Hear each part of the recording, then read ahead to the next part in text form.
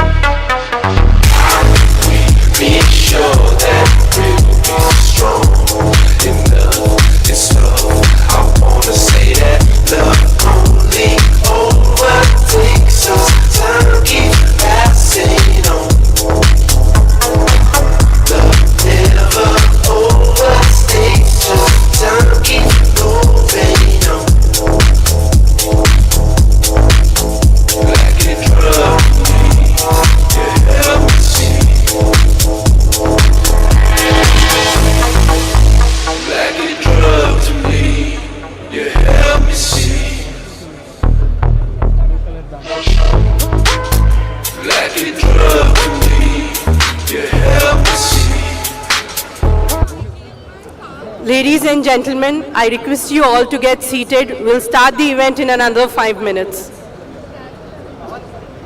Ladies and gentlemen, in the area of high tea, I request you all to get settled down in your respective seats. We'll start the event in another 5 minutes.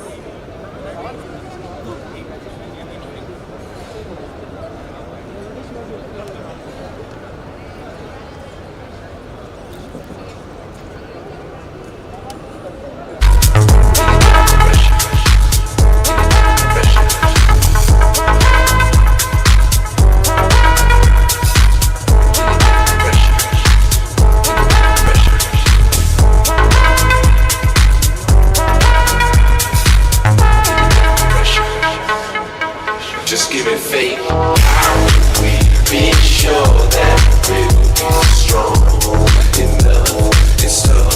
I wanna say that love only overtakes us. Time keeps passing on. Love never overstays us. Time keeps moving on. Like a drug.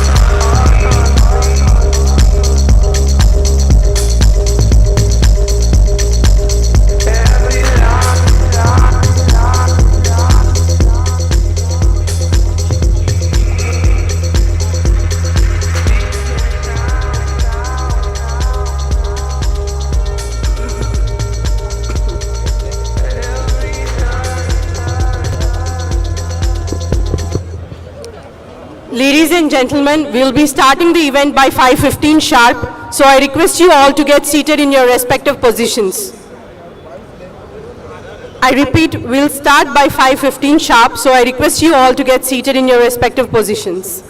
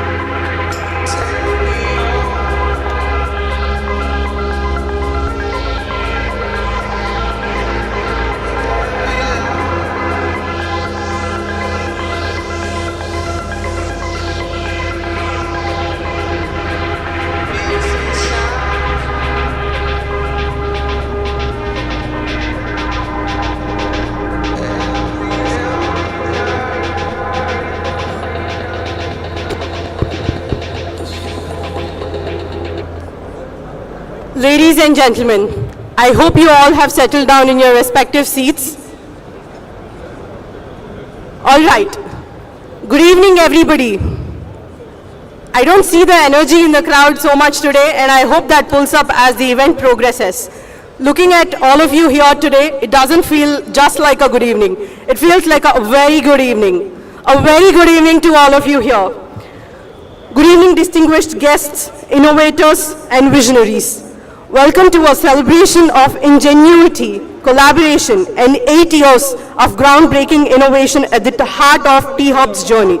I'm your host, Chandralekha Chowdhury, Lead Partnerships and Strategy, T-Hub. It is an absolute pleasure to have you all here as we commemorate T-Hub's 8th Foundation Day and 8 years of infinite innovation. This is a celebration of audacity to dream, the resilience to overcome challenges, and a celebration of the collective spirit of T-Hub that propels us all forward. So tonight, we just don't celebrate a building or an organization. We celebrate a movement, a mindset, and a legacy that continues to redefine what's possible. The night is still young, and I know all of you are as excited as I am. So without a further ado, let's kickstart the event. Before we do that, I'm going to quickly run you all through the agenda of today. So tonight we have welcome note by Mr. Sujit Jagidar, the CIO of T-Hub, followed by a talk by the founder of Jaggle, Mr.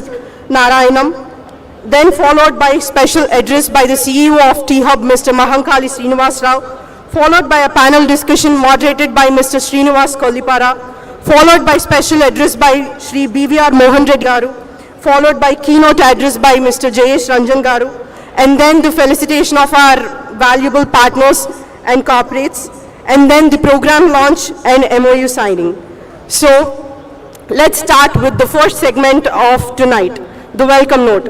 Ladies and gentlemen, presenting you the dynamic Chief Innovation Officer of T-Hub, spearheading the corporate, international and government relationships as well as partnerships. Let's officially begin the evening with a warm welcome from Mr. Sujit Jagidar. Please join me all in welcoming him. Thank you, Lekha. Very good evening. Let me try one more time. Very good evening. I'm sure you had good tea, coffee, and snacks. Can I hear a resounding good evening, please? Very good evening. Thank you. So, first of all, a warm welcome to all of you to the 8th Foundation Day of T-Hub. In fact, I would like to welcome the T-Hub board members here. Mr. Jayesh Ranjan Garu, I know while he is not here, he is pretty much in the building. BVR Mohan Reddy Garu, PJ Narayan Garu, Srinivas Raju Garu, Sri Krishna Deva Garu, and Shashi Reddy Garu, and other board members, other important members. I also warmly welcome the Honorable Consul Generals who have graced the occasion. In fact, Her Excellency Jennifer Larson is going to be here shortly, but since I can't come back and welcome her, so it's a warm welcome for her as well.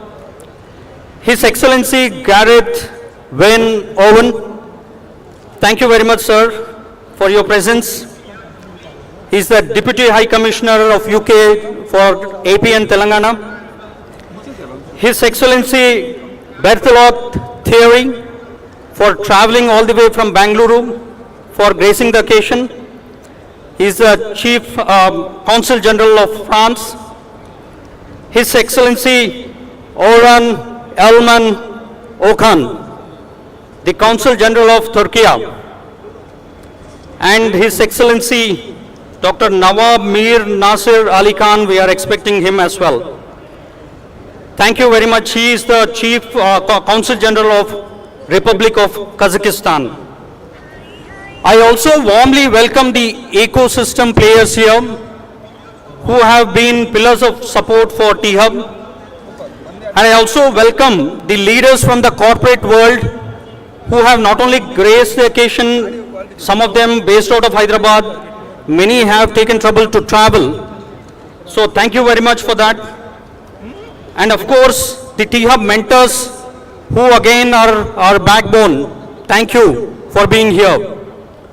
Last but not the least, the star of our eyes, the center of our world, the startups, the founders, their teams. Thank you, and once again a warm welcome to all of you. In fact, I stand before you, it gives me immense pride and gratitude as I welcome you all on behalf of T-Hub for this 8th Foundation Day celebrations. In some sense, I think T-Hub has already actually become a kind of a landmark, a kind of a cornerstone for innovation and entrepreneurship, not just in Hyderabad, probably in the entire country, without a doubt. In fact, if I roll back 8 years back when the founding members, some of them are present here, you know, what they had as a vision, they wanted to build an institution that would stand up to support, encourage startup ecosystem, that would actually promote entrepreneurship, that would actually position Hyderabad as one of the best cities for startups. I think if I roll forward today, it's very clear that, you know, we are close to realizing the vision. And I would quote BVR Mohan Reddy Garu, who says that there's a lot more to be achieved, and I completely agree with that point. A lot more to be achieved. So you would have also seen a symbol infinity, you know, put up here and there. In fact, we promote open innovation where corporates, startups, or research institutions collaborate, of course, with the government support. So infinite innovation is an extension of open innovation, basically getting everybody to collaborate. And you will hear more of this, so I would not want to steal the thunder. So we'll let the rest of the speakers talk more about the infinite innovation. In fact, that brings me to the point of the rest of the events that are planned for the day. I think Lekha has already mentioned. So we have some stellar speakers talking. We have some very interesting panel discussion, and also the MOUs to be signed So I request the teams that have come in for MOU signatures exchange, please be around. So I would definitely welcome Raj P. Narayanam, the executive chairman and the founder of Zaggle, to share his story. It's a phenomenal story from concept to IPO. I think we are all willing to learn from his experiences. Thanks, Raj, for accepting this particular invite. So as they say, sit back, relax, enjoy the evening, and thank you for your patient listening. Thank you.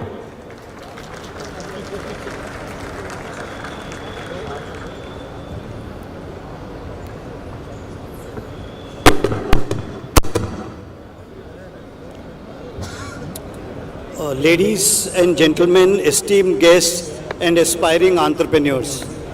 Are you able to hear me? Yeah? Okay. So thank you for the warm welcome. It is truly an honor to be here at T-Hub, the mecca of innovation and entrepreneurship. Discussing a topic that deeply resonates with me, the journey of Zaggle from an idea to an IPO. It has been a long journey, 12 years, but we have made it from zero to an IPO. That is what creating the IPO 0 to 0 and in between creating the IPO is how I'll put it. For me, an idea is a desire deeply anchored in a dream.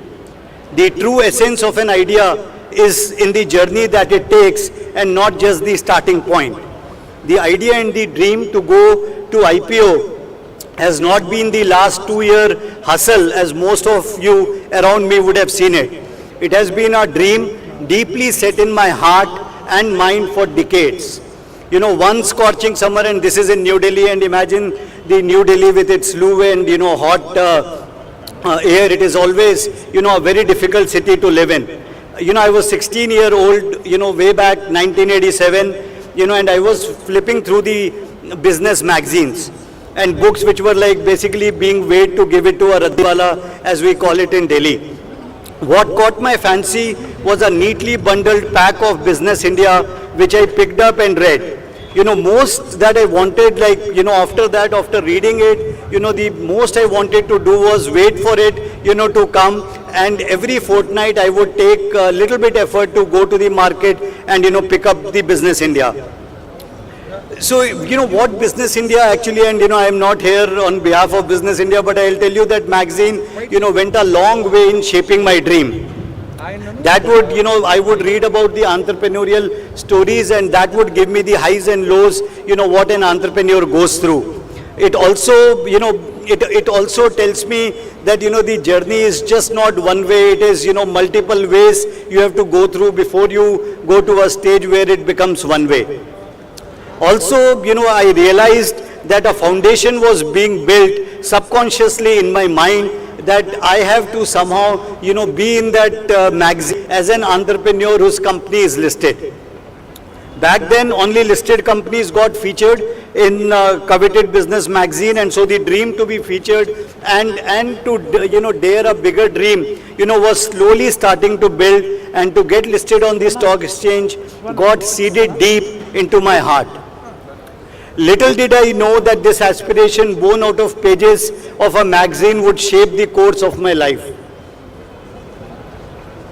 Yeah. So, I come from a mixed background of business family. My mother, is an industrial family based out of, Rayalaseema region, and my father is an academician, retired as Secretary to Government of India. So there was always a tussle. So should I take academics as a career path, or should I go towards my mom's side, who were all business people, means entire, the whole lot was a business lot. So it was always, for me, sometime here or there, constantly pricking me that which side should I take. And my dad was always that you have to study, read, go to US and, read more, become a big consultant in a big four, and, take on your life from there. So what happened is that, but looks like mother's genes were like more stronger, and what happened is that by the age of 16, I started selling t-shirts to make little bit extra money, extra pocket money to be able to survive. I lived in Delhi. Delhi is a very expensive city. those were like the t-shirts which I printed were like very nice. I was earning good money, but then the academic pressure, and you still listen to your, mom and dad, even in that age, in Delhi it is, and at least in our South Indian families, it is considered, not normal to defy parents. So, back then India was also going through a liberalization phase in the 90s, and I wanted to get global exposure. So I ventured out to study in US and joined as a consultant after doing my MBA from Stern School of Management, went ahead and became a consultant with PwC in the US. As my experience with PwC brought me closer to the entrepreneurial world, my passion for a startup, burned brighter than ever before. So that's why I say aspiration is the idea that grows into a plan. Upon my return to India, I took a leap of faith, founded my first company called Pratima.com. Pratima is nothing else but Pratibimb, and from there we took Pratima. Riding the wave of .com boom, it was ahead of its time and paved the way for the inception of a company called eYantra. eYantra is a very familiar company. It had operations in 51 odd countries and, raised multiple rounds of private equity. A company specializing in merchandising and corporate gifting. So the idea of Zaggle came out of a need to fill a void in the merchandise space that wasn't very tangible. Zaggle's incorporation story stands as a testament to the fact that companies who pay attention to their customers, will always remain profitable. It is the customers who decide the course of a business, not the investors, not the board, not the employees, and never the competition. So if you look at it, this is how it was the first picture taken in 2011, when all of us went out, with Zaggle t-shirts and an obnoxious logo of Zaggle that time. And this is where, we also launched, eYantra Zaggle Supercard in the market.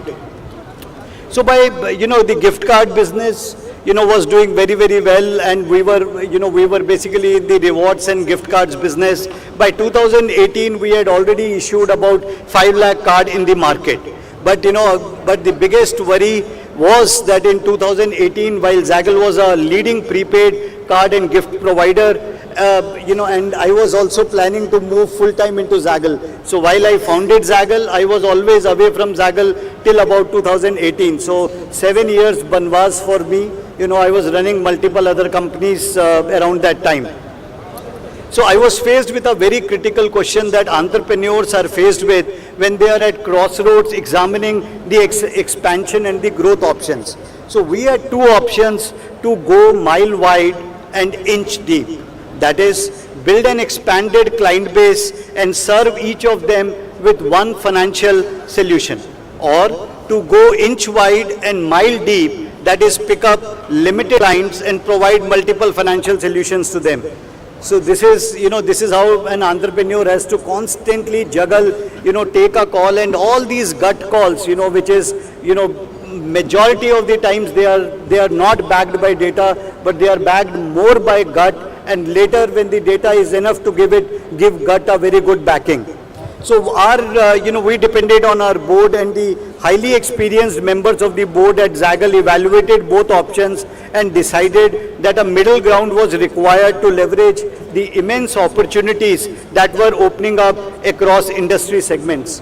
What Zaggle did in the earlier days, roughly about 650 odd, crores in GMV. Today, Zaggle's GMV stands in tens of thousands of crores. So it has come a long journey from 650 crores in 2018, to about tens of thousands of crores, in 2023. It has been a great, long, beautiful journey.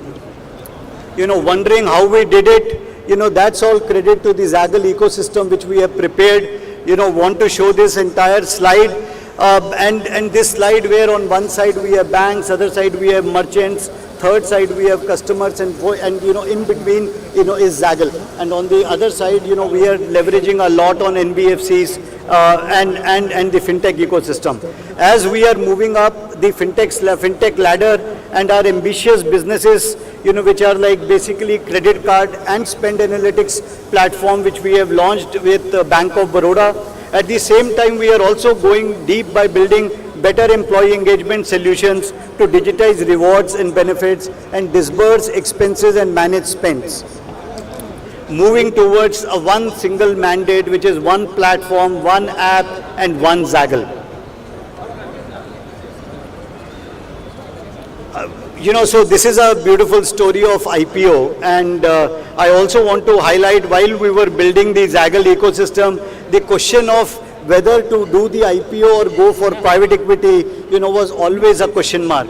So, for any entrepreneur, first he wants the money. How it comes sometimes is secondary, but for us, who had already raised multiple rounds of private equity from the market, we were very, very clear that, it's not about how much money we are raising, it's about from whom we are raising. That is a very, very critical aspect. And I'll tell you, and I have to really credit one gentleman.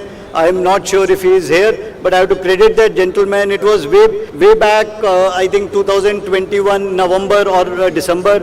It was a laid back Saturday morning, and we were looking at, we had received about 4 or 5, term sheets, and we were going through the intricacies, the clauses, all of those, which are very, very common clauses were what we were looking at. These, and the valuation which we had got was like roughly about 6.5, to 7,000 crores, and that was by one of the largest global private equity, player in the world, one of the biggest, and they are very, very large. So we were standing at crossroad. We had multiple options. Do we take just from one guy? Do we take it from, multiple people? Or do we just abandon the, road and look at, running profitably? We have been profitable for 5 years and just go on, running the company. So in the, and in fintech, most of these guys whom we spoke to, profit was unfashionable. They did not want you to be profitable. They said, if you are profitable, somewhere being profitable, you are compromising on scale. So we want to, assure that you as a promoter of the company has the ability to go ahead and run a company non-profitably or unprofitably. So for me, it was, I said, that is okay, but, tell me what is the path. So where do we go? How much do we scale? So a lot of those questions, were happening. And in my discussions, midst of our discussion, my dear friend Abhay Deshpande, who is the founder of Recycle and is also a board member at Zaggle, threw a curveball, okay, with his all characteristic, candor, pointed out that a lot of people can raise money through private equity, but not everyone has the mettle, to go ahead and opt for an IPO. We did a quick research, to find out that on the plan that way. I thank Abhay for his unwavering support through his journey. I thank NP Chandrasekhar, who has been, a person, ideas person, constantly giving us ideas how to make our way through the IPO, and it has been a speech which was loved and admired by a lot of people at National Stock Exchange. The journey of Zaggle is one powered by aspiration, driven by validation, and created through manifestation. Today, I am proud to share that Zaggle is the only listed profitable SaaS fintech company on the stock exchange, oversubscribed by about 13 times, already giving over 60% return in less than 50 days to our investor. While we celebrate the success of Zaggle here, and I am grateful, very, very grateful, to T-Hub for giving me this opportunity to come here and share my journey. I also want to humanize the hustle, the downs that come with the ups in life, and the failures that precede the success. I always remember going public is not the ultimate testament to success. I do not want young entrepreneurs, and there are a lot of aspiring entrepreneurs here, to lose hope or feel lost if they are not able to raise money. Zaggle remained unfunded, bootstrapped till about a year from the IPO. Most important testament that will still remain is value creation and value accretion. Keep measuring your business on 3 parameters: mind share, market share, and profit share. Our motto and priorities at Zaggle have been very clear. Every strategy that we conceptualized, planned, and executed all these years has led to an increase in at least one of the above, which is mind share, market share, or profit share. To conclude, with greater power comes greater responsibility. I look forward to embracing this journey, creating wealth for all our shareholders, and most importantly, building a competent and a competitive fintech ecosystem that will ink India and Hyderabad's name on global fintech map. I am now, as we speak, as I talk, manifesting a NASDAQ listing, for Zaggle. Thank you so much. Really, the journey of Zaggle is one that takes dream from idea to realization. A journey that has just started. Picture abhi baki hai, because Zaggle grows as Zaggle knows. I would now thank you all for patiently listening, to my half pitch and half story.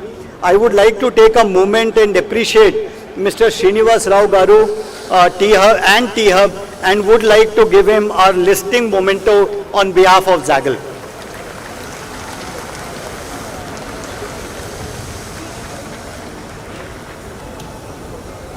Thank you, Mr. Raj P. Narayanam. Thank you so much for sharing your inspiring journey with us.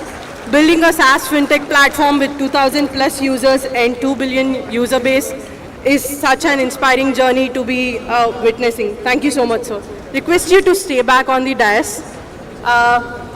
Shri BVR Mohan Reddy Garu and Shri Jayesh Ranjan Garu, I request you both on the dais to felicitate Mr. Raj.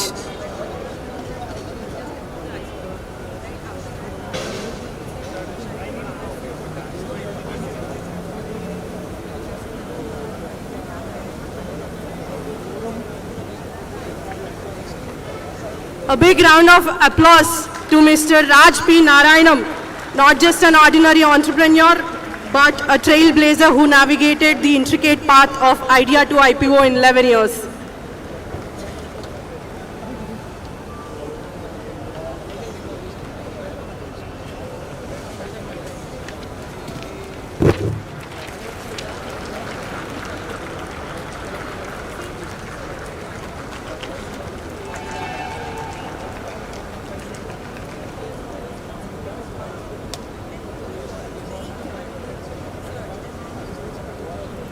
Thank you so much.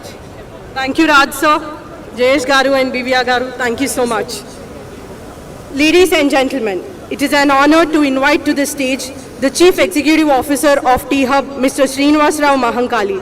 Please join me in welcoming him for a special address that promises to inspire and enlighten. Over to you, sir.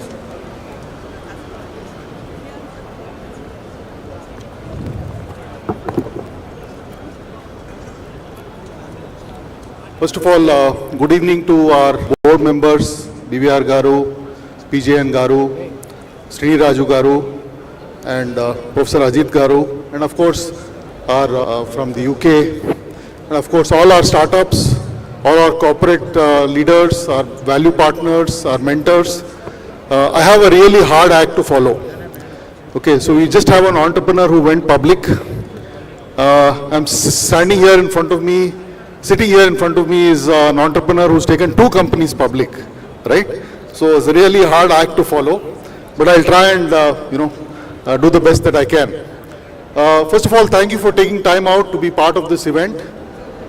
Sometimes some of you are also F1 fans, right? And I'm going to try and draw an analogy between what we are doing today on the foundation day and an F1 race. So I'm sure all of you would have seen, this thing called a pit stop, which happens in F1 races, right? So the world record in F1 is by Red Bull, 1.91 seconds. Okay, 1.91 seconds.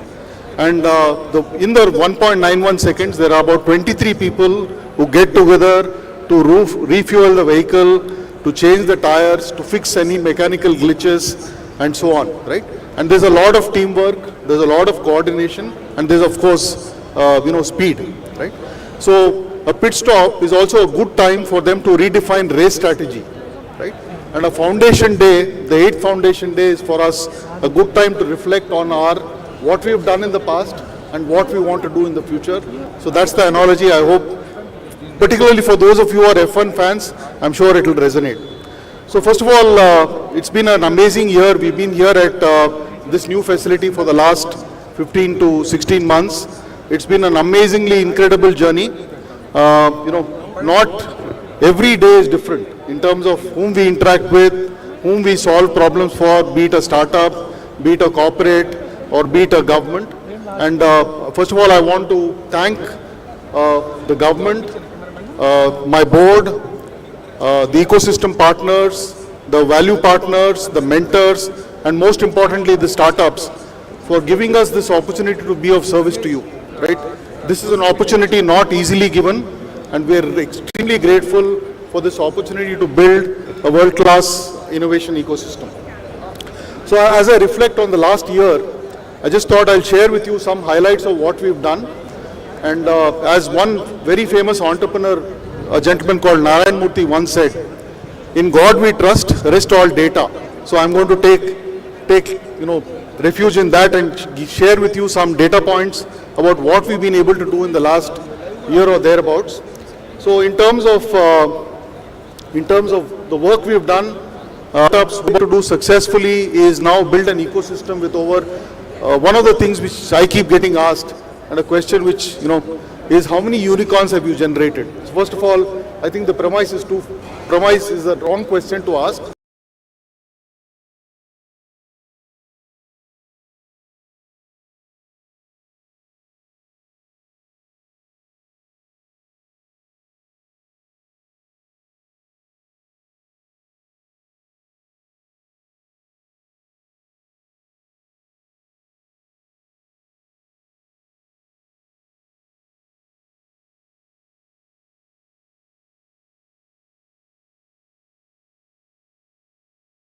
Part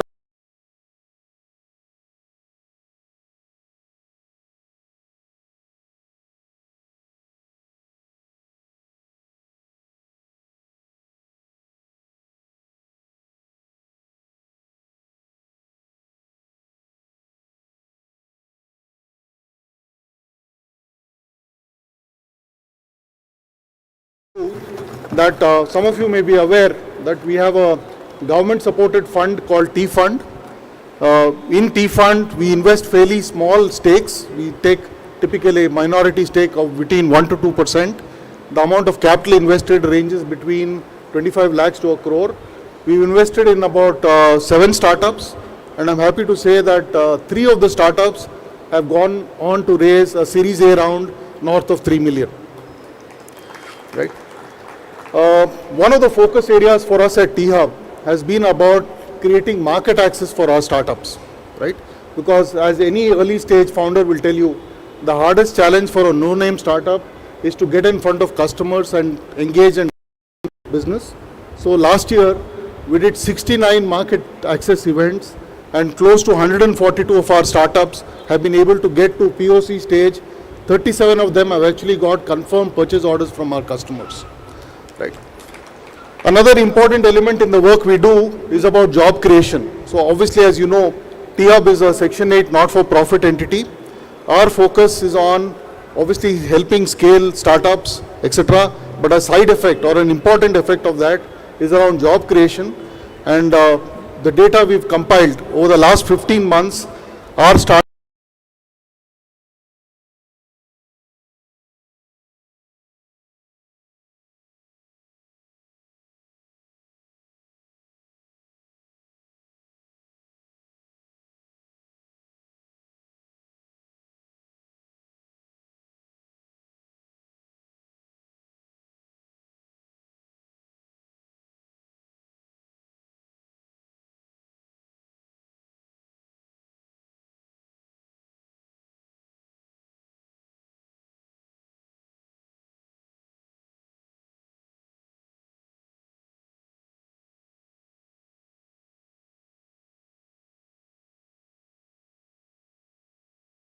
and Jeffries Financial, Rickett Benkaiser, which you will know for Dettol, Infinity Learn, Bosch, the Aditya Birla Group.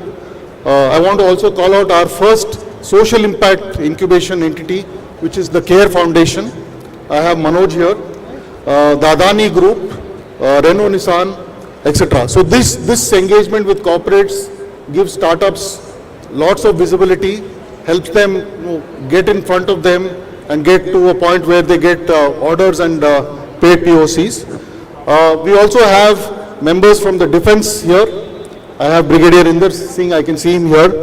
So we run 40 to 33 startups, may not necessarily resonate. Many of our mentors, we have now a pool of about 175 mentors. Many of them are C-level executives, entrepreneurs.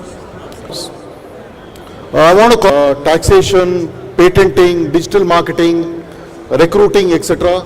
And some of them have given close to about $1 million of credit to our startups. Last but not least, I want to specially call out the support we've got from our Consul Generals from the UK. We're pleased to announce here that we've signed a program with Innovate UK. So 20 of the startups from the UK will be incubated at T-Hub for a period of 2 years between India and the UK standpoint. We're also actively in conversation with our friends from Turkey to basically set up a technology transfer office to enable technology transfer in Hyderabad. And last but not least, the French embassy, we have the Consul General of France here, my friend Thierry. We are setting up a Bureau de France, which is to promote startup exchanges between India and Paris, right? So that's up on the 6th floor. So in the last 1 year, very quickly, we've also, we have 2 banks working here. We have now active engagement with over 40. So what lies ahead? So starting this month, we are launching a DST-funded AI/ML Center of Excellence. This is the first of its kind in India. We hope to have about 80 startups, and obviously close to about 40 of them will be in the Gen AI space. So we think there's an opportunity for Hyderabad, in conjunction with the TAIM mission, which has been done with NASSCOM, to become India's AI capital.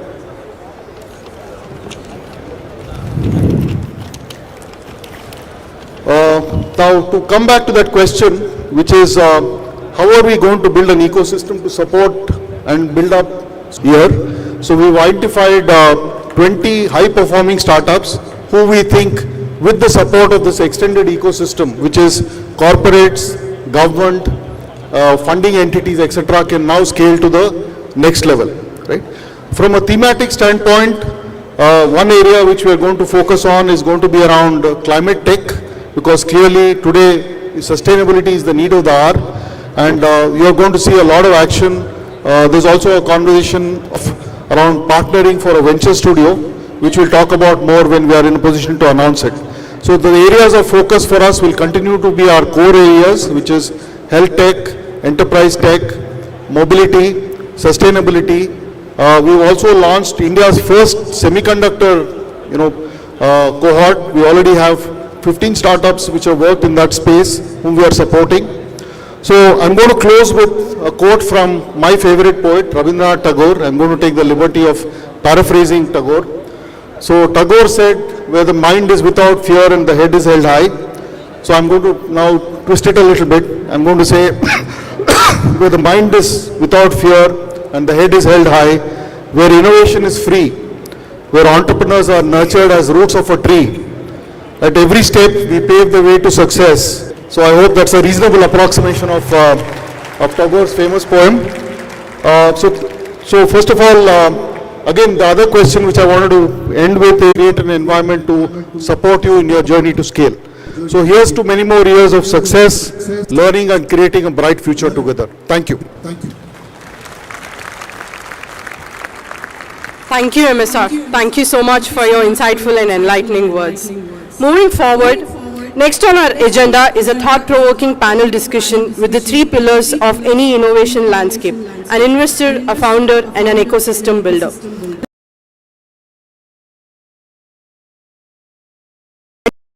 The driving forces behind transforming Hyderabad into a global startup hub. The illustrious Mr. Srinivas Kolipara, the man that needs no introduction. Sir, I request you onto the dais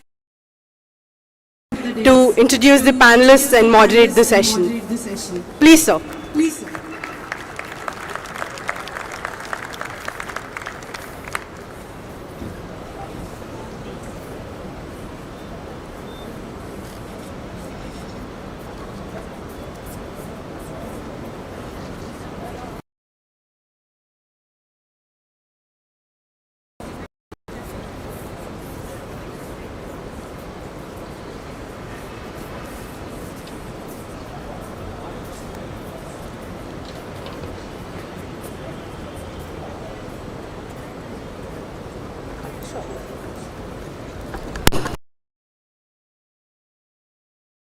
I'd like to call upon the panelists, Mr. Raj Madan Gopal from the Banyan Nation and Mr. Vamshi Reddy, partner Kalari Capital.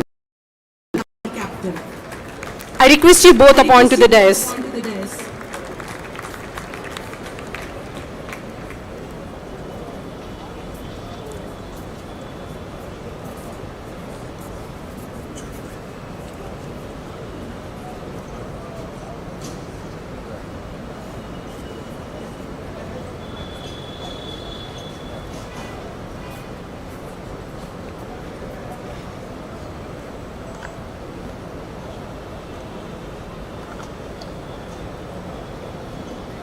Still no. Oh, there you go. Good evening, everyone. It's a pleasure to be here on the 8th anniversary of T-Hub. It's great to see so many here. It's nice to be here. I'm Vamshi. I've been Hyderabadi all through my life, moved back from US here, and I just love being part of this culture, startup culture over here, start journey with my own company, and then right now a partner at Kalari Capital. Lot of interest in actually seeing the Hyderabad ecosystem grow, and just like everyone else here, I think we're all trying to see in what shape and fashion we can actually help grow the ecosystem here. That's just a brief about me. But before you start moderating, Srini, I think I have a few. No, because I know that you had started off initially with the first T-Hub, and gone through and seen the whole journey and the evolution of T-Hub from the last 8 years. There's so many things that have changed in the 8 years, not just from T-Hub perspective, but the surrounding ecosystem as such, right? So just want to get your thoughts on, how did you see 1.0, how do you see 2.0, evolution as such, just from an overall perspective? Sure. We've had a lot more than 1.0 and 2.0, right? As typical startups, I mean, T-Hub itself was a startup. I remember when Mr. Mohan Reddy Garu was supporting us right at the very beginning, and PJN from Triple IT. We were an incubator at Triple IT trying to make a difference. And at that time, Hyderabad wasn't taken seriously at all, right? We were never mentioned in any article that talked about startup ecosystems, which is surprising if you think about where we are today. But in those days, there was literally a point in time when we were a couple of months away from inauguration, and the minister said, do you think we'll fill 50% of the building? We've come from there to where we are today, which is a long, long way. And as a typical startup, we went through multiple iterations. It may seem like it was a linear journey, it really wasn't. When we first started, there were a lot of early stage, very early stage startups. Very few had gone past an angel round, in fact. So our first thing was just how do we just get people into the building? How do we create some momentum for all of the ecosystem that's happening, right? Get a load of events happening. Very quickly, of course, we took off, and there was a lot of momentum. Our first achievement was actually not letting startups move to Bangalore. Every company that raised a round used to move to Bangalore. And so just that not happening was our first win. And then we realized, okay, it's not just early, we have to support the slightly later stage companies. And we had our companies growing, Banyan Nation being one of the examples. And so then we started doing some later stage stuff. We broke up into the different sections where we had international market access, we had incubation, we had our support for other states as well, a whole bunch of things, right? The ecosystem has grown hugely. At that time, I think T-Hub was pretty much the only thing. But one of the things that we created T-Hub as was that we would disappear when we were no longer needed, that the ecosystem was so big that we weren't required. We've not got there yet, but I think we're on that path. Today there are so many new incubators, accelerators, VCs. There was one VC in the city at the time, now we've got multiple. So many things have changed, and I actually want to highlight some of that story talking to both of you, not just hog the mic from myself. So let's start with some fundamentals, right? Both of you moved back from the US, by the way, to start startups. Bamsi, you did it first. I think it was 2004, 2006. Long before startups were sexy, long before it was cool to come back from the US and do this stuff. By the way, what I would like is that this becomes a conversation, not just me asking questions. What was it like for both of you to move back from the US What made you do that? And what was it like to start a startup in 2006? So the best part was that there were hardly any VCs and there were hardly any startups. So you could name, and I know that every VC flew down here to meet me, right? Because there was only a handful of companies. So having said that, I think what I felt that what we were trying to fundamentally solve. And the ecosystem problem, like I keep talking about ecosystem so much that, it's a fundamental thing that what is the ecosystem which is available today versus what was the ecosystem available, in 2006. If I look at today, I think when I look at T-Hub per se, right now, I feel just bringing the mentors here, bringing the ecosystem from a market access here, giving in access to the government initiatives where you can actually get market access, giving access to investors, I think has changed tremendously over the past 15, 16 years. But also there's a lot of competition that has come in from as such, right? Of course the VCs have evolved, but I think there's just a fairly large number of startups now. So it is a question of quantity versus quality right now.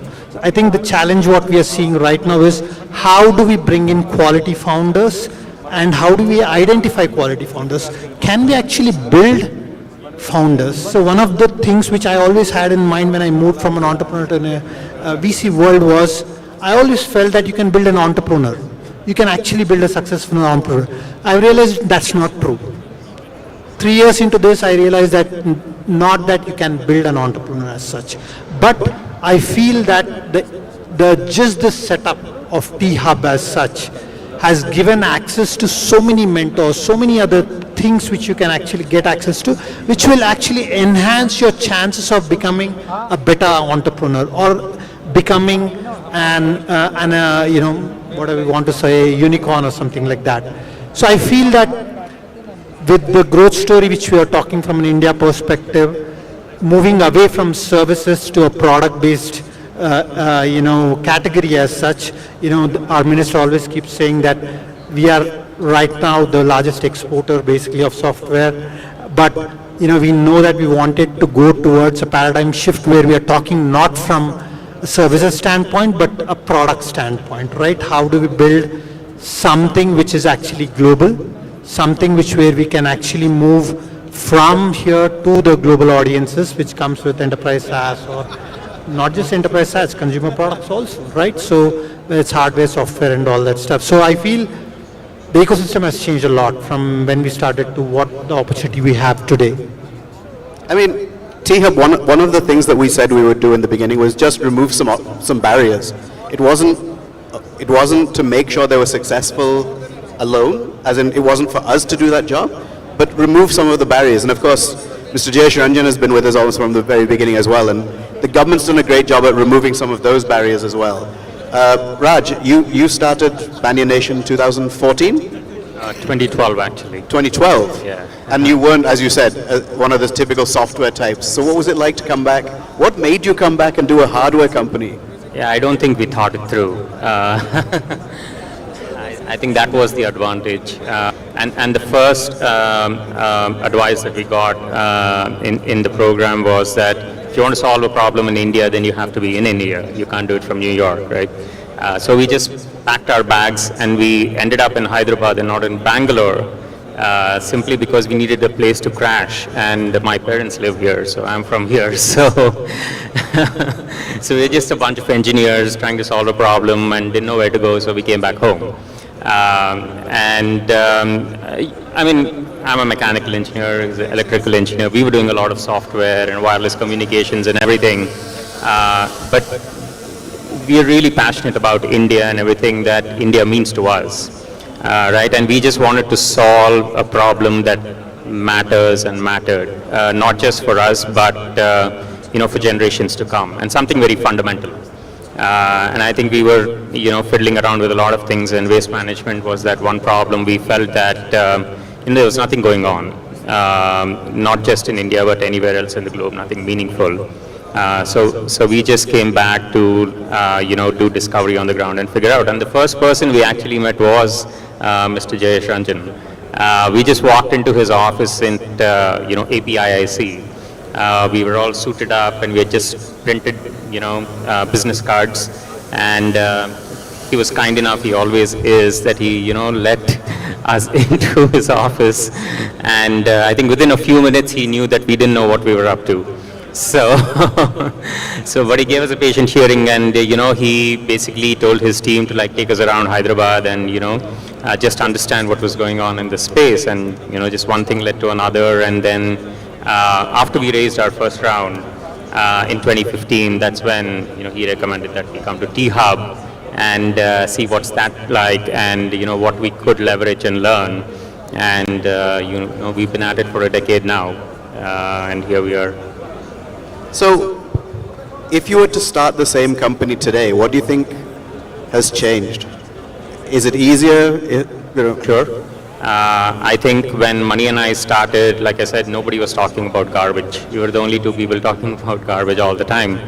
And we were the garbage guys. We went through a dozen pivots, as you know very well, and now we are the pioneer in the space in plastics recycling and circular economy. That's an industry that does not exist, and we are the guys who are building that as we speak, right? And proof to the pudding, we actually set up a plant here in Telangana, right? It's in a 5-acre facility that we sort of leased out, and we've been doing this for it's the first commercial facility of its kind in the country, and I think we've gotten a lot of help.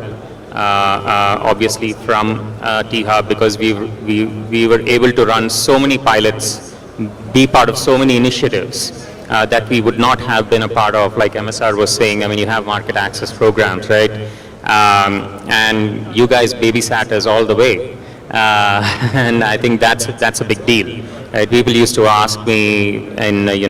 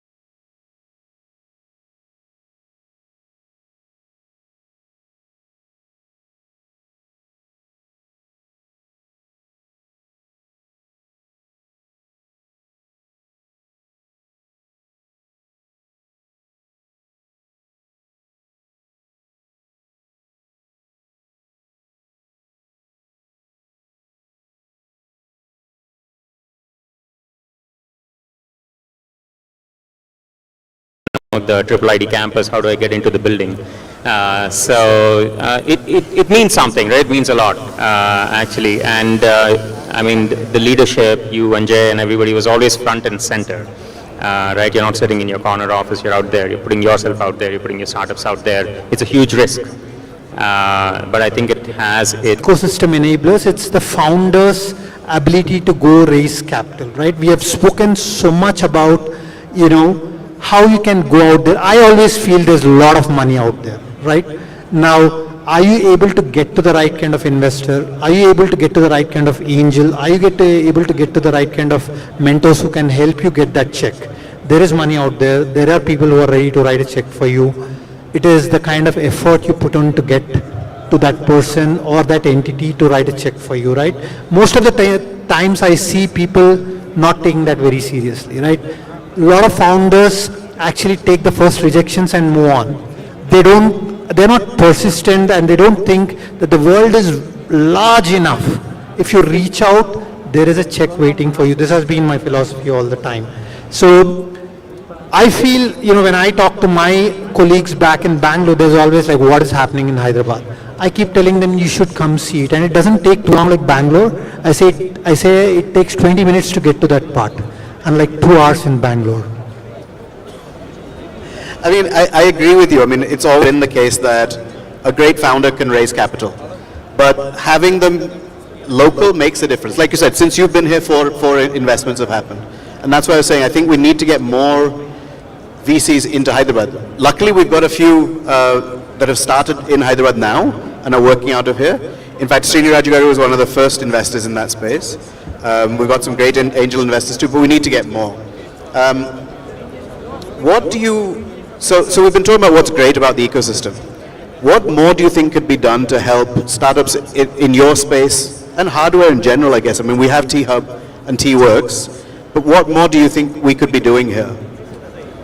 I mean, a lot of experts here, but from our sort of vantage point, building a very sort of traditional manufacturing company, one of the things that we've always had a challenge with is, I think, not just access to capital, but capital that's not expensive.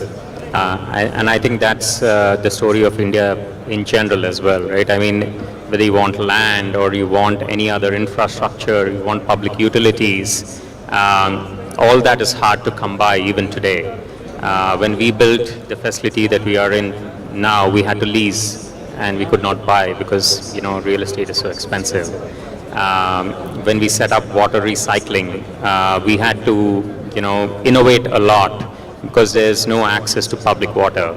And electricity is like super expensive. Anywhere you go, they're saying Hyderabad is super expensive when it comes to, electricity compared to a lot of other states. And then I think the other sort of problem statement is, we work with a lot of global brands and a lot of global vendors when it comes to bringing in equipment, right? We do a lot of import and export. That's also very expensive, given the controls and the taxation and the timelines and so on and so forth, right? So, for a company like us, or for people who are trying to do something, hardcore, it can get very expensive to build and operate and prove that this will work at scale. So that's something that we are learning even a lot when we travel, in the Western Hemisphere and in Southeast Asia as well, is that, the state is able to give you a lot more for a lot less to be able to get going. And I think, there's a lot of good things happening in terms of us being able to get the right permissions in the right timelines and so on and so forth. But I think the stuff that matters is the stuff that makes it easier and cheaper and more economical to run on a day-to-day basis. I think that's still hard to come by. I know you have a big announcement coming soon and you're getting chased by multiple states, so let's figure out how to keep you here. What about you, Vamsi? Any thoughts on, what else needs to be done here to take us to the next level? I mean, Hyderabad's obviously grown largely. We have a long way to go. What else? No, I think, see, what we are seeing, Hyderabad, we've always been a pharma capital, basically, right? So I think lot of evolution from health tech perspective can become a hub here. We are seeing a lot of deep tech companies coming here, right? So, and that all comes with one or the other company which has actually kind of paved the way for the rest of the entrepreneurs to see. So if you look at what Skyroot did, it actually is able to bring in, like what MSR is saying, 43 other startups which might have started thinking about, can I do a taxi, can I do a reusable rocket? Right now, just the thinking has changed from people's perspective. I think I personally believe that this is an opportunity for us to become a deep tech hub, a defense tech hub, a manufacturing hub, especially in the pharma side and the medical side as such. And also I think health tech is something which is a great opportunity for us to take a leapfrog from the other, I wouldn't call Bangalore as the only one. I think we should be competing globally more than Bangalore as such. I think that whole thing is going to change in the next coming 4 to 5 years. And I think we will see that kind of breed of entrepreneurs coming up, breed of investments coming into that space. This is not going to be, like what you said, a capital raise game. This is going to be a core tech game. So I think we'll be building, we'll be seeing founders who are going to build sustainable and profitable businesses, and which are going to be having more of a global appeal than a local appeal. Yeah, I think that's a good point. I mean, the government is doing a lot on the fronts that you mentioned, whether it's healthcare and life sciences or it's defense and manufacturing. But how do we get those companies to engage more with our startups and work with innovation, I think is something required. I mean, even at T-Hub, one of the things we found was that when we were doing our corporate innovation programs, the majority of the companies that we worked with were multinationals. We weren't working so much with domestic companies. That's changing now, but I think I'd like to see more domestic corporates working with innovation as well and coming in. Raj, what advice would you give to founders out here that are growing in terms of utilizing all the experience that the ecosystem has and just the resources?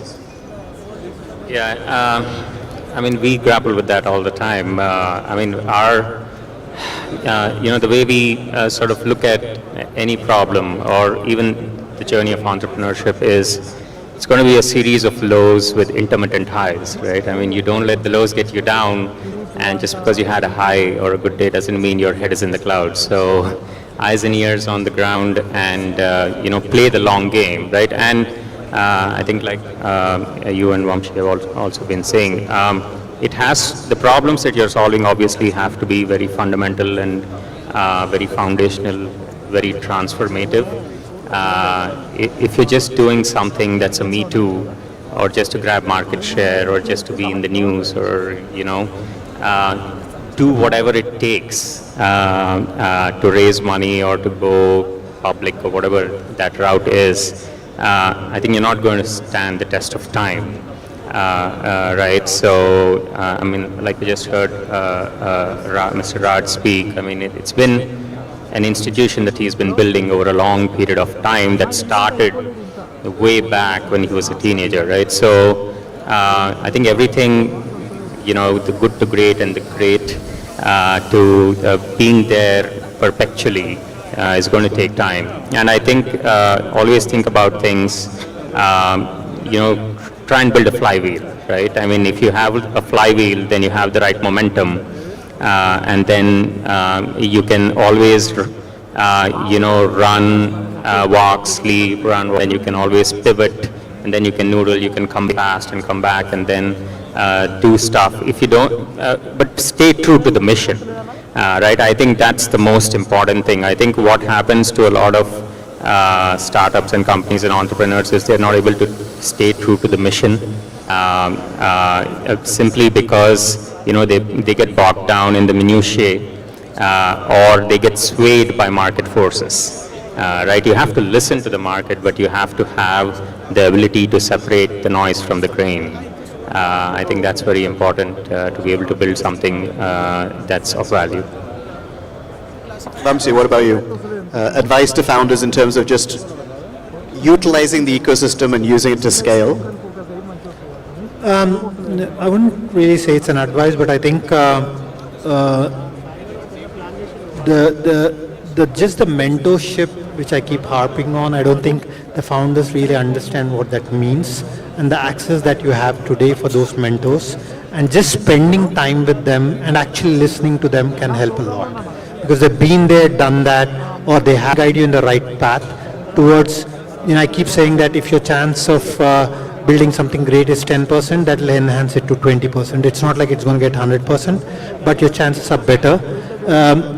Just focusing on that, I think, is a very, very important aspect, and just not taking rejection at all.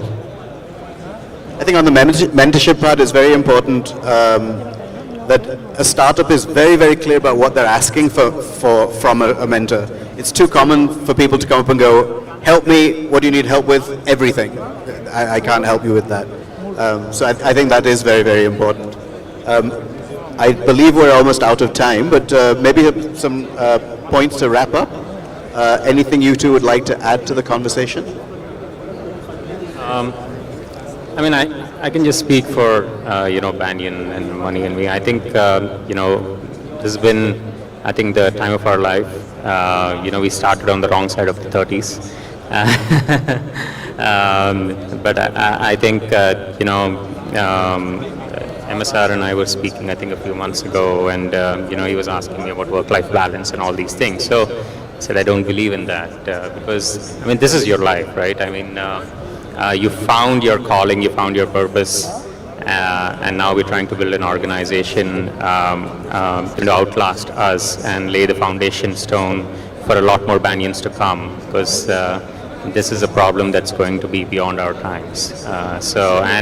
I think, T-Hub and Hyderabad and Telangana have been great for us because it has given us that calm time to focus and stay true to our mission. So I'm really looking forward to the journey ahead. No, I think I'd like to congratulate the government and MSR and Ranjan Garu for creating this ecosystem, and I think I just feel it's just starting for startups, I look at a T-Hub as a startup. I think this might be Series A for T-Hub. There's a long way to go, and I'm sure we'll get there. But congratulations on getting us this far. I think I just want to say to all of the people here who are ecosystem people, you're here, so clearly you're engaged. But please keep engaging. If you're an investor, keep looking at Hyderabad startups. If you're an incubator accelerator, keep doing this stuff as well. If you're a successful founder like Raj from Zaggle, keep investing into other startups. Don't just do your own thing, and I know you do a lot of that. I want to thank the board that's been there from the very beginning. You've been an incredible support. And I want to thank MSR and the entire team right now at T-Hub for doing a phenomenal job and keeping up the great work. You've taken it way beyond what we did in the beginning, so thank you for that.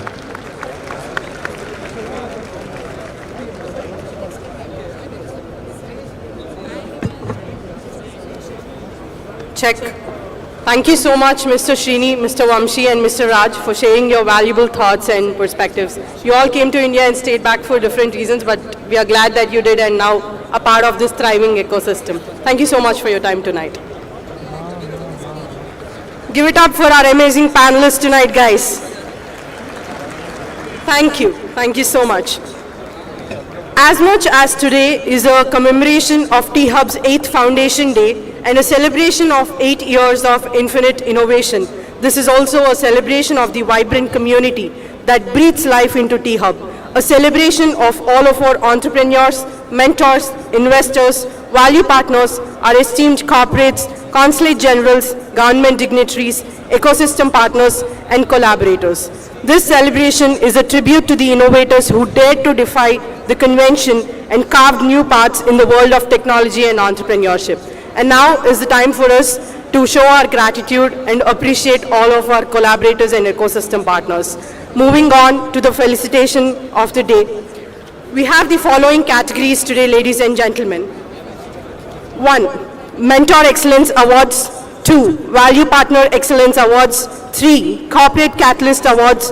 4. Iconic Investor Awards. 5. Global Enabler Excellence Awards. 6 Ecosystem Excellence Awards.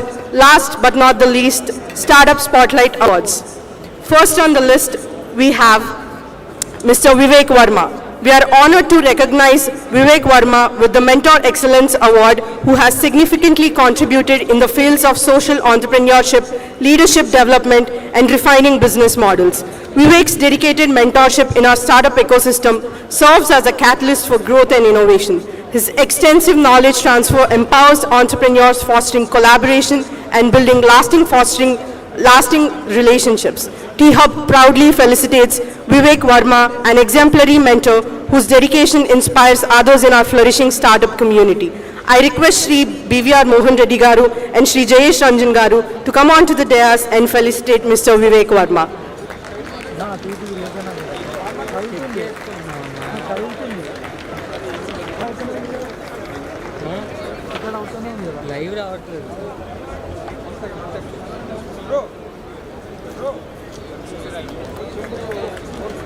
Give it up for Mr. Vivek Verma, our exemplary mentor tonight.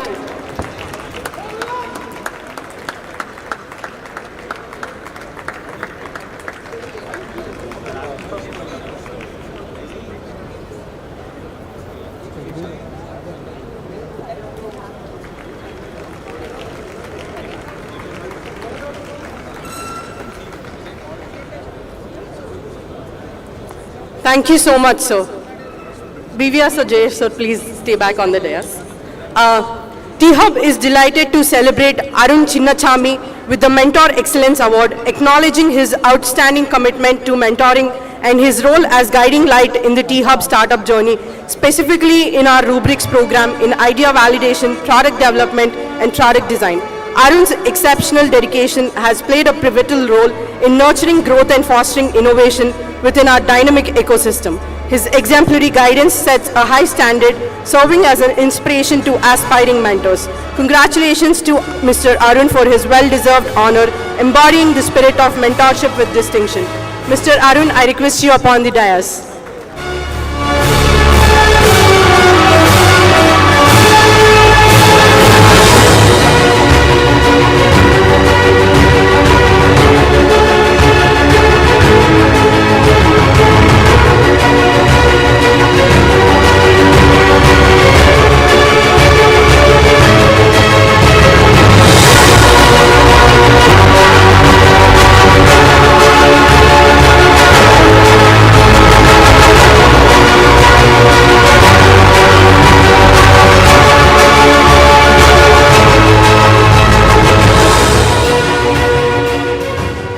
Thank you so much, sir.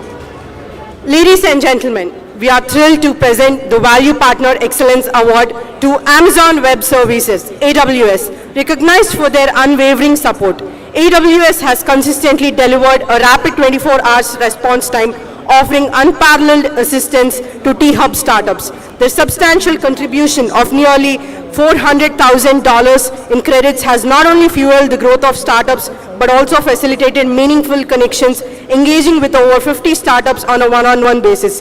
T-Hub proudly felicitates AWS for their exceptional commitment and impactful collaborations, honoring them with the Value Partner Excellence Award. I request MSR and the US Consul General, Ms. Jennifer Larson, on the dais to felicitate the team of AWS.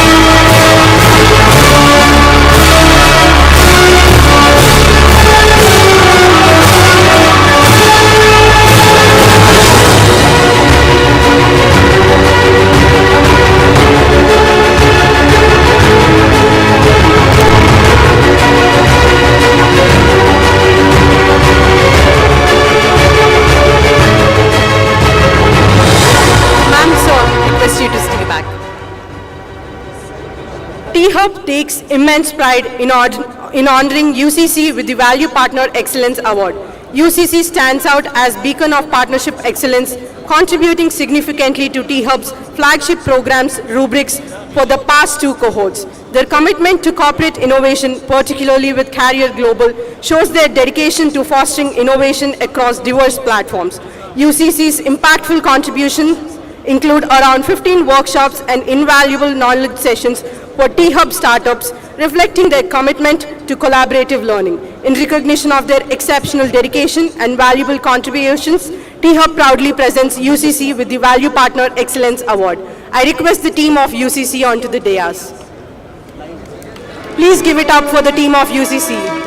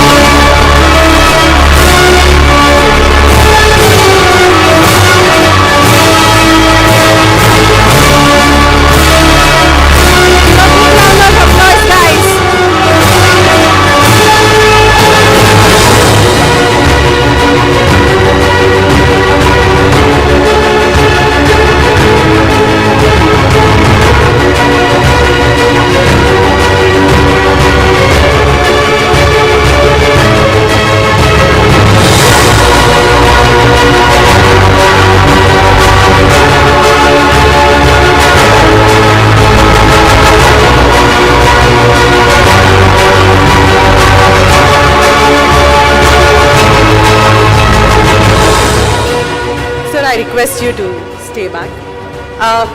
Ladies and gentlemen, we are thrilled to present the Open Innovation Leader Award to Apollo Tyres. Setting a new standard for commitment to innovation, Apollo Tyres swiftly executed 2 successful proof of concepts within 2 months of engagement. Engaging with over 10 business units, they've addressed 80 problems precisely through collaboration with T-Hub startups. Their significant time investment, including the establishment of a digital innovation hub within T-Hub, exemplifies Apollo Tyres' unparalleled dedication. For these remarkable achievements, T-Hub proudly presents Apollo Tyres with the Corporate Catalyst Award, recognizing them as a driving force in open innovation.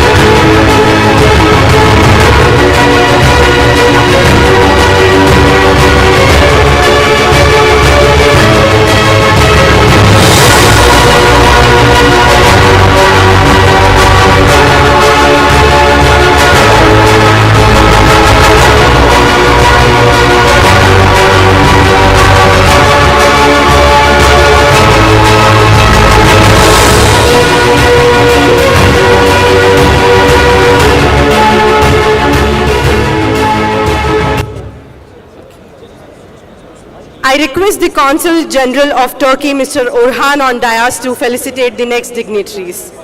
So please. T-Hub is delighted to honor Maruti with the Corporate Catalyst Award for their enduring commitment and standout role as a catalyst for innovation. Through the MAIL program, Maruti actively engaged with 75 startups, shortlisting 54 and selecting 11 for pitching, creating a platform for 9 startups to present their innovations. Their participation in Mobility Challenge 1.0 led to a successful pilot project with a startup showcasing Maruti's pivotal role in driving the real-world applications of startup innovations. This steadfast support serves as a powerful catalyst, empowering startups and fostering growth. T-Hub proudly felicitates Maruti with the Corporate Catalyst Award, celebrating their impactful contributions to the entrepreneurial and innovation excellence. I request the team of Maruti Suzuki India Limited onto the dais.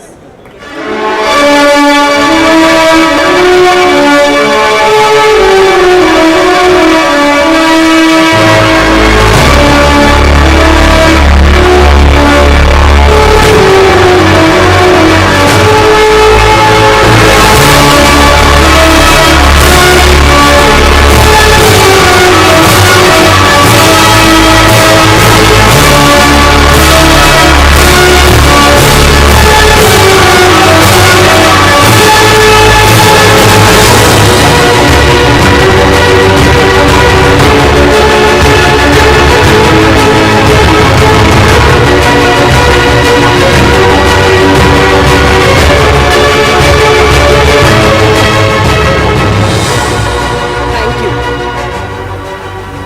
Ladies and gentlemen, it is with immense pride that we present the iconic Investor Award to India partners for their instrumental role in shaping and nurturing the Telangana funding ecosystem.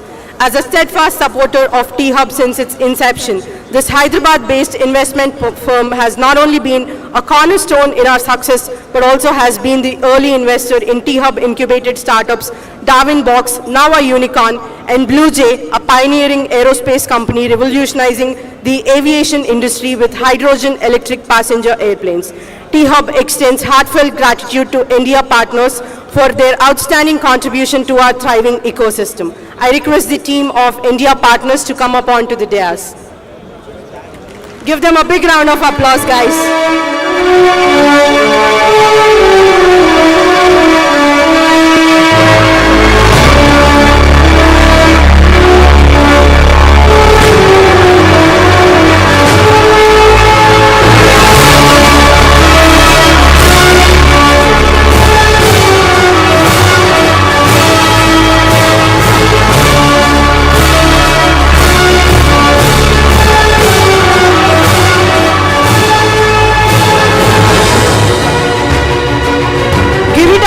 India partners, guys.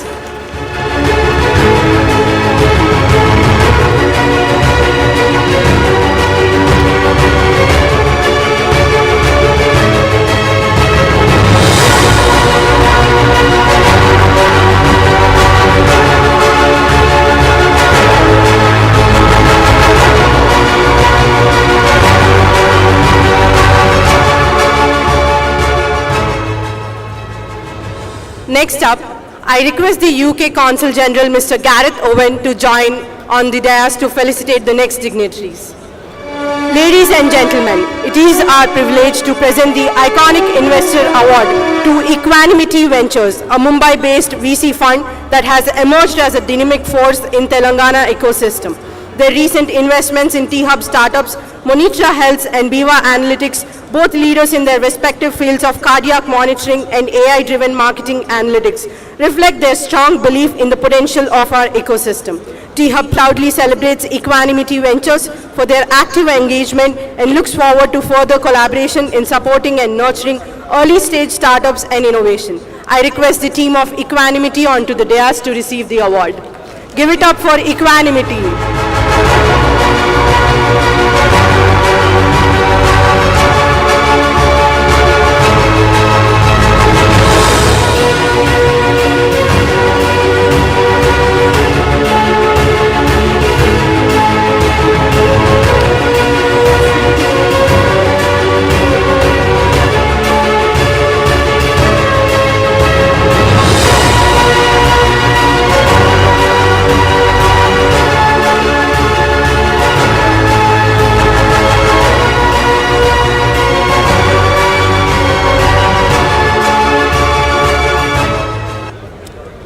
Ladies and gentlemen, T-Hub is delighted to present the Global Enabler Excellence Award to Latrobe University for their remarkable partnership in Australia.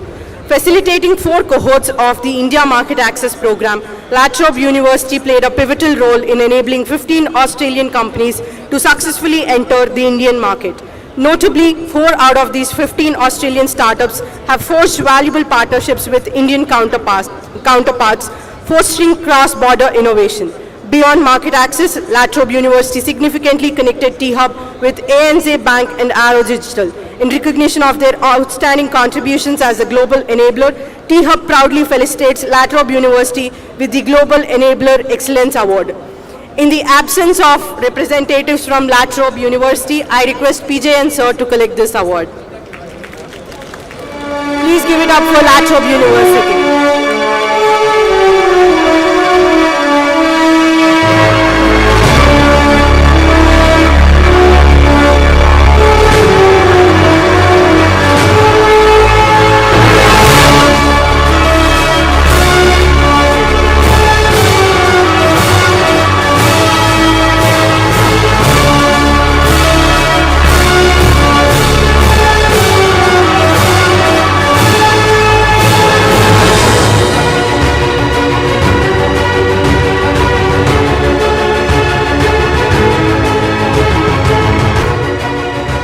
Sir, I request you both to remain on the dais.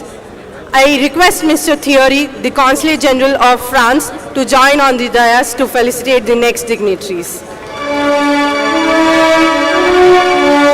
T-Hub is honored to present the Global Enabler Excellence Award to Innovate UK for their impactful support, facilitating 3 startups in securing FCDO grants totaling £20,000 sterling. Innovate UK has been instrumental in connecting with Welsh universities, resulting in mentorship for 15 startups. Collaboratively, they are set to launch an electric vehicle entrepreneurial program with T-Hub, showcasing their commitment to cross-border innovation. T-Hub proudly felicitates Innovate UK for their pivotal role as a global enabler, recognizing their dedication to fostering innovation on a global scale. Sir, please.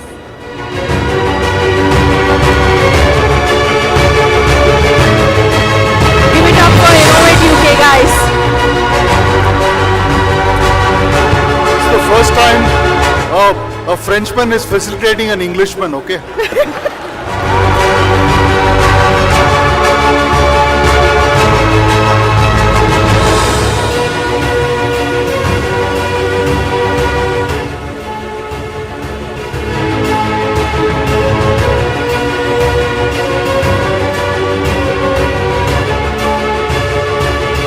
Thank you so much, sir.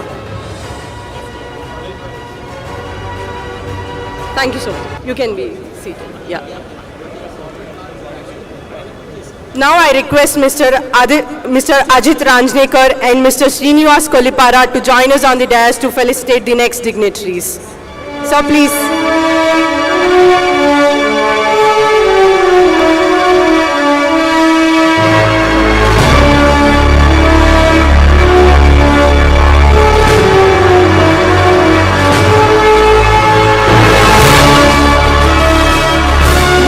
Gentlemen, T-Hub is delighted to recognize SIDBI with the Government Enabler Award, celebrating our collaborative efforts to amplify the investment ecosystem.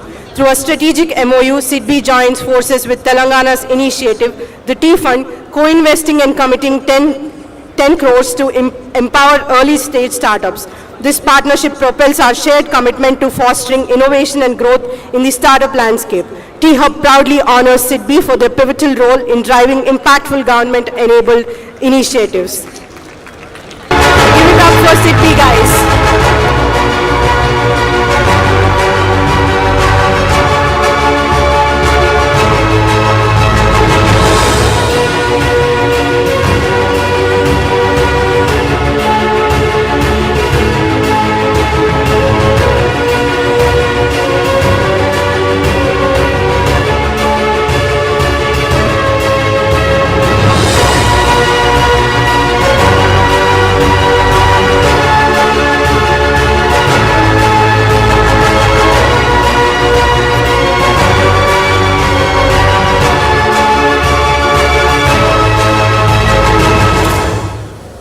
Ladies and gentlemen, presenting the Ecosystem Excellence Award to ISB, a beacon in fostering collaboration. ISB's impactful initiatives such as visits from the University of Melbourne and the University of Munster, coupled with an enriching open house on executive education, have significantly benefited 37 startups. Their commitment to cross-cultural understanding, connecting startups with international executive education students, and addressing go-to-market strategies is commendable. T-Hub proudly honors ISB for cultivating a dynamic and collaborative entrepreneurial ecosystem. I request the dignitaries from ISB onto the dais to collect the award.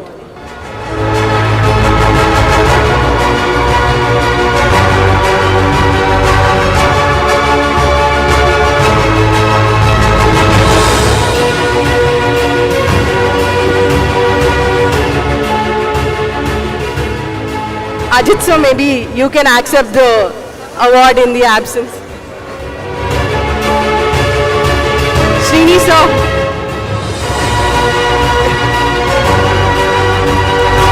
Please give it up for ISB, guys.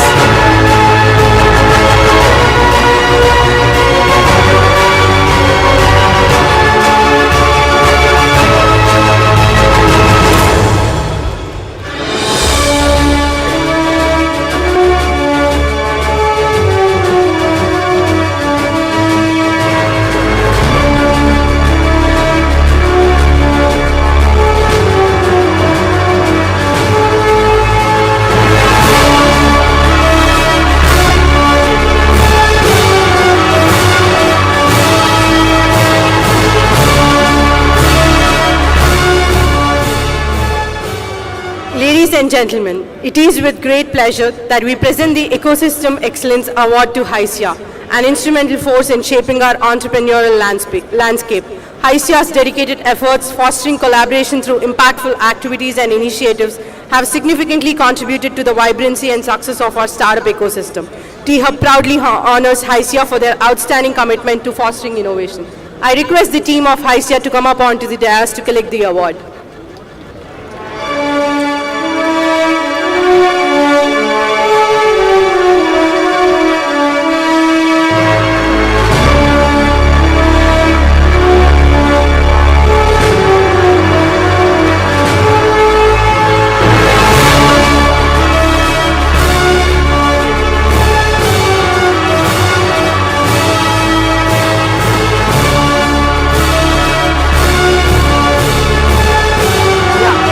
So much, sir. Next up, last but not the least, we have the Startup Spotlight Awards. I request JH Garu, BVR Garu, MSR Garu to come up onto the dais to felicitate our startup founders. Raj sir, please join us on the dais.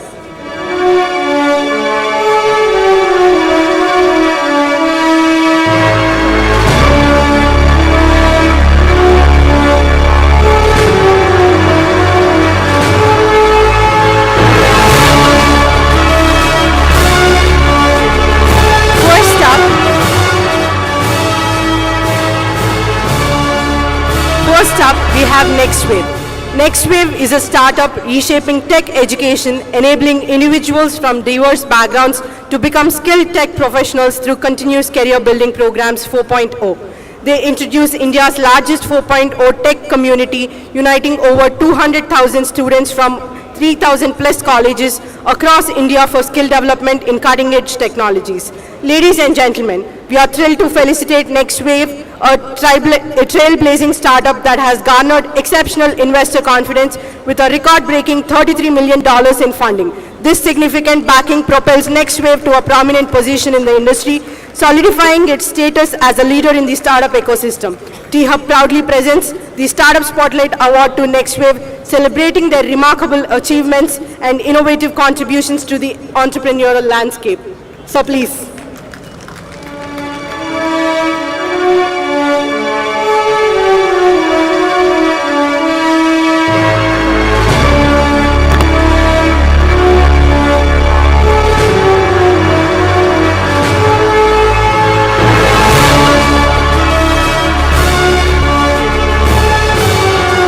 Please give it up for NextWave, guys.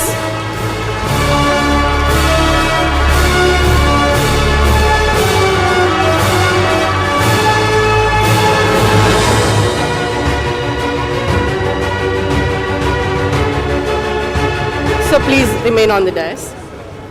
Moving forward, let's turn our spotlight to Quack Quack, India's fastest growing dating app, a Hyderabad-based startup exemplifying entrepreneurial excellence through its remarkable journey as thriving bootstrapped venture. With an impressive user base surpassing 27 million and achieving a commendable revenue milestone of 25 crores, Quack Quack stands as a testament to innovation and business prowess. T-Hub takes immense pride in honoring Quack Quack in the outstanding startup category for its exceptional achievements and unwavering commitment to excellence. Quack Quack, please, onto the dais.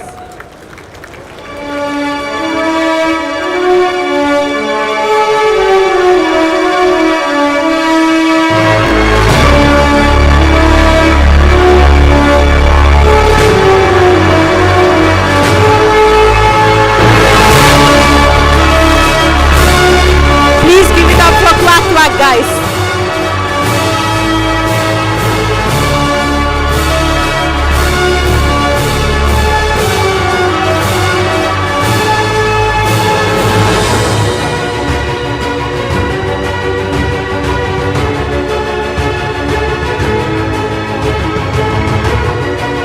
Thank you so much, sir.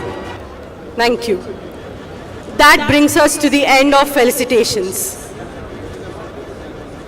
Moving forward, we have a special address. We are honored to have with us a true stalwart in the realm of engineering, innovation, and leadership. As the founder chairman of Scient, he has not only pioneered He has not only pioneered the Engineered in India brand, but has been a driving force behind the global success of the organization. He is the Chairman Board of Governance IIT Hyderabad and IIT Roorkee. As the visionary founder director of T-Hub, his insights have been instrumental in shaping innovation ecosystems and fostering the growth of startups. Ladies and gentlemen, please join me in welcoming the esteemed Mr. BVR Mohan Reddy Garu onto the dais to deliver a special address. Over to you, sir. To all of you. It's indeed an honor and pleasure to address you on this special occasion of T-Hub celebrating its 8th anniversary.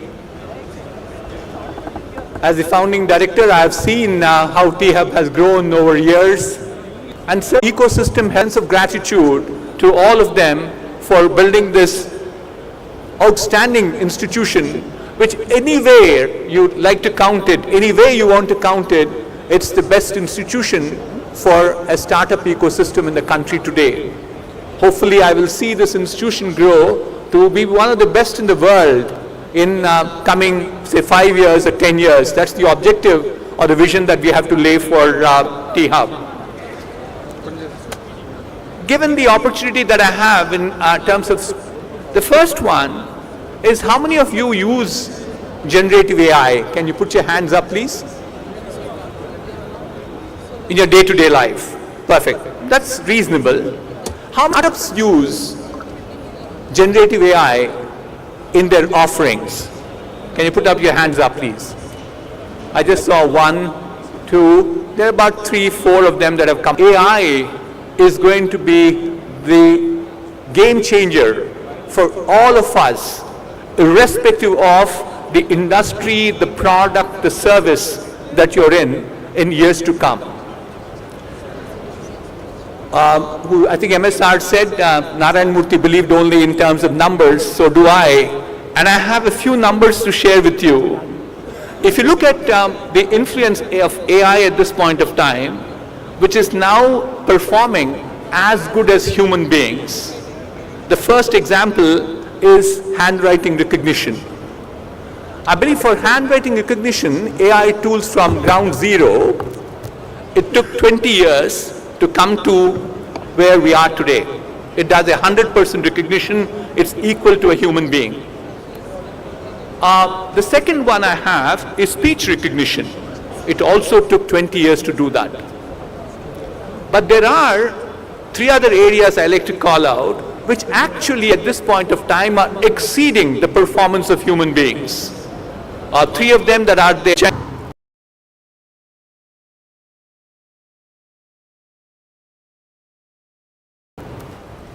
Any doctor, I'm sorry about that, any doctor anywhere in the world will have to have a AI assist tool with them. So, but what we are seeing further is just not that AI has certainly been assisting people, but the pace at which it's assisting people. Let me call out 3 examples. I believe right now, no-code code generation for any application today can be done to the level of 70% efficiency of human beings, and that was achieved in just 4 years. We believe that it can get to 100% fairly soon. Or the grade school math got to a level of 80% efficiency of a human being, like a high school child. You give a math problem, it solves exactly as what a student would do, and it just took 6 months to get to that level of efficiency.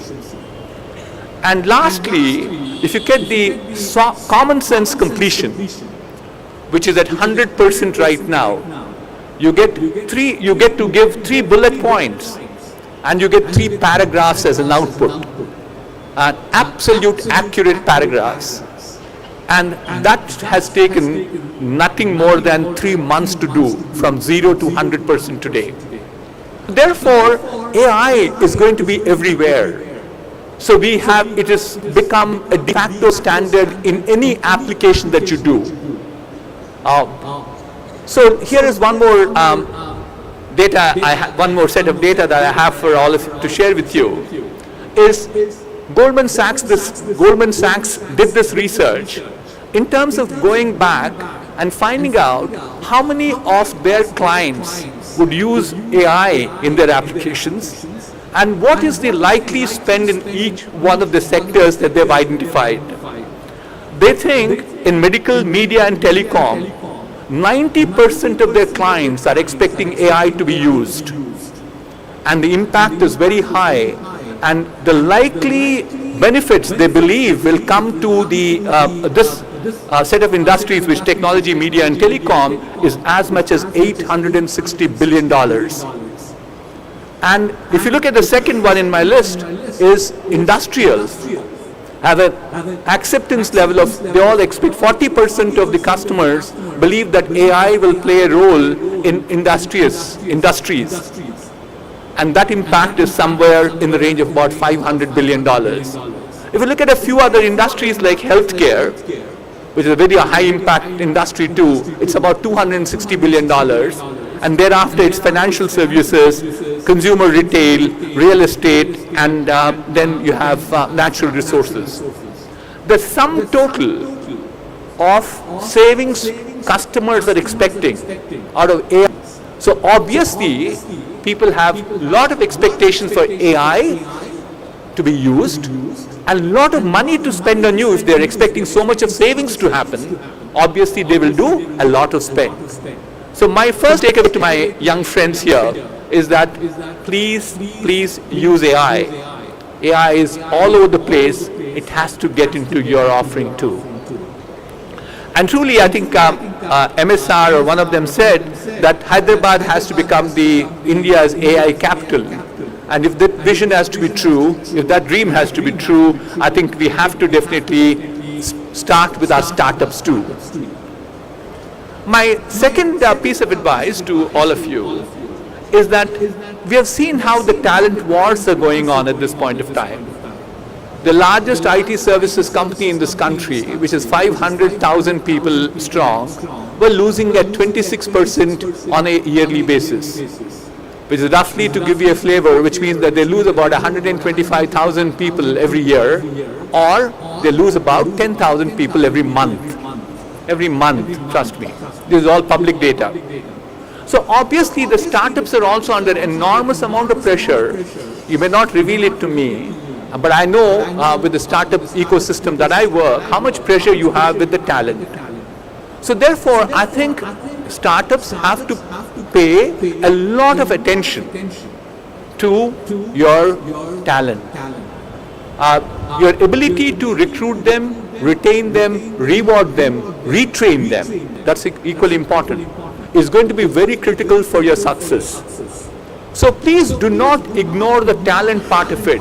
We are seeing several of them suffering today because of attrition on talent. And one sure way, and please don't be miserly on that, please be liberal in terms of trying to share wealth with the wealth creators. The wealth creators for your startup is going to be the people. It's going to be the talent. So if you ask me the question, Mr. Reddy, how much have you shared? In just one company, that we have two publicly traded companies, it is all documented again. We so far shared 1,000 crores with our employees. That's what we did. Talent is the second one. So please nurture talent, recruit the best, retain them, reward them, and retrain them. My last takeaway for you this evening is on governance. And I think the future of this world will all depend upon the ESG, environment, social and governance. I will not spend time on ES part of it, but governance is, I think, extremely important for even early stage startups. The simple reason for it is doesn't require any effort. It requires only one thing in my mind. It requires discipline with you. I was so disappointed today that a startup where I'm invested sends me last year's balance sheet, that's 2023, the year closing on 31st of March. It landed on my email this morning. I do not understand why people should take reasonably successful, not that it's not an unsuccessful startup. To me, only one thing comes to my mind is lack of discipline. And you have to recognize by putting the right levels of governance, there are enormous amount of benefits that could come to you. Look at your own P&L. Large companies, mine is not large, I would probably somewhere in the medium-sized company that I am, we get our P&Ls every month before the 10th of the month. Every month. And with a revenue profile which is somewhere in the range of about 500 to 600 crores a month. That's what our run rate is. If we can do it, I do not see why a startup should not be doing it. And what we have seen, it is actually not benefiting the investor, but it will benefit you itself, because you then realize what you need to do next because of your performance. But people wait for 3 months. Actually, we have some of the companies there I'm involved with, we have our quarterly board meetings. And even the quarterly board meetings do not happen after the quarter closes. It happens about 45 days, 60 days after the quarter closes. So I'm only trying to tell you is that we do not want too many calamities of people driving their businesses as they like. I'm sure I don't want to name the company, you know, an edtech company where valuation dropped from $22 billion to $4 billion in the recent past. Or sorry, I'll take it back, $2 billion in the recent past. Or today morning we saw a payment gateway company where, you know, the founders took away money left, right and center, writing checks as they like. If you had governance, you're true, and you know, this is not short-term game. Please believe in that. It's a long-term game. If you think you will definitely make money at the end of it, not necessarily upfront loading it. So I'll leave these 3 thoughts with you. Technology is all pervasive. AI is going to be the future of the universe. Talent is going to be critical for all of our success. Governance will take you to places in years to come. So thank you very much to T-Hub for giving me this opportunity. Congratulations to T-Hub team for their outstanding work that they have done. There are a number of people, number of faces I can recognize around me. And we wish you all good luck. Thank you. Thank you so much, sir. We do really hope Hyderabad soon becomes the AI capital. Thank you so much for your insightful words and invaluable advice to the young entrepreneurs and founders. Next up, joining us we have for a keynote address is a distinguished civil servant and a key player in shaping the technology landscape of Telangana. As the Principal Secretary of the Department of Innovation, Technology and Industries and Commerce, Government of Telangana, he has been a driving force in fostering innovation and development on future.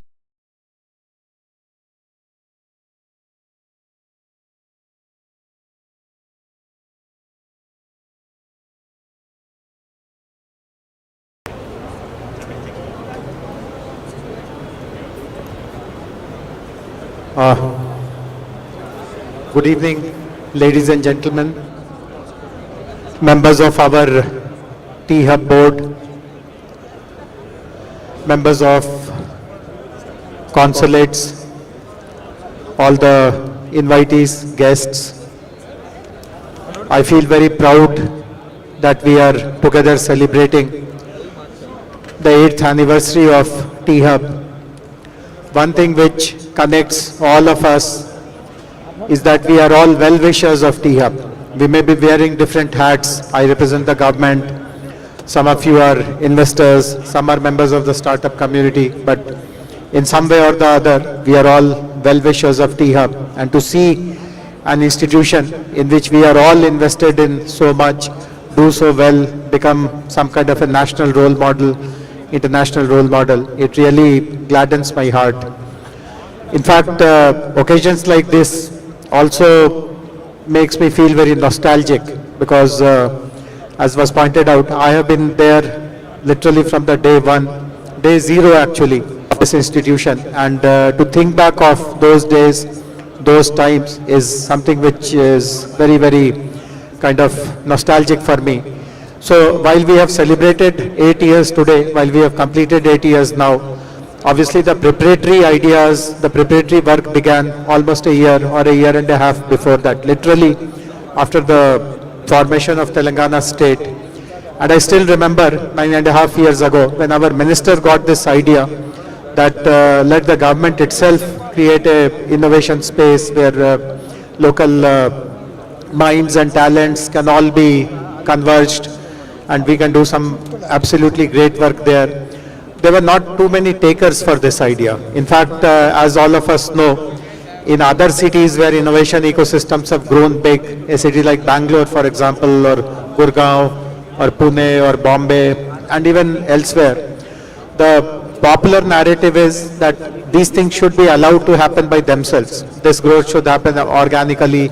The markets will select who is the winner, who is to be kind of supported. The governments don't have any role in this. That is the popular narrative. And of course, this narrative has been in some ways fueled by the IT industry. The IT industry today claims that because the government stayed away from it, they became so big and they became world beaters. Part of it could be true, but there is lots of government support which has also gone to the IT industry. Of course, that's a different issue altogether.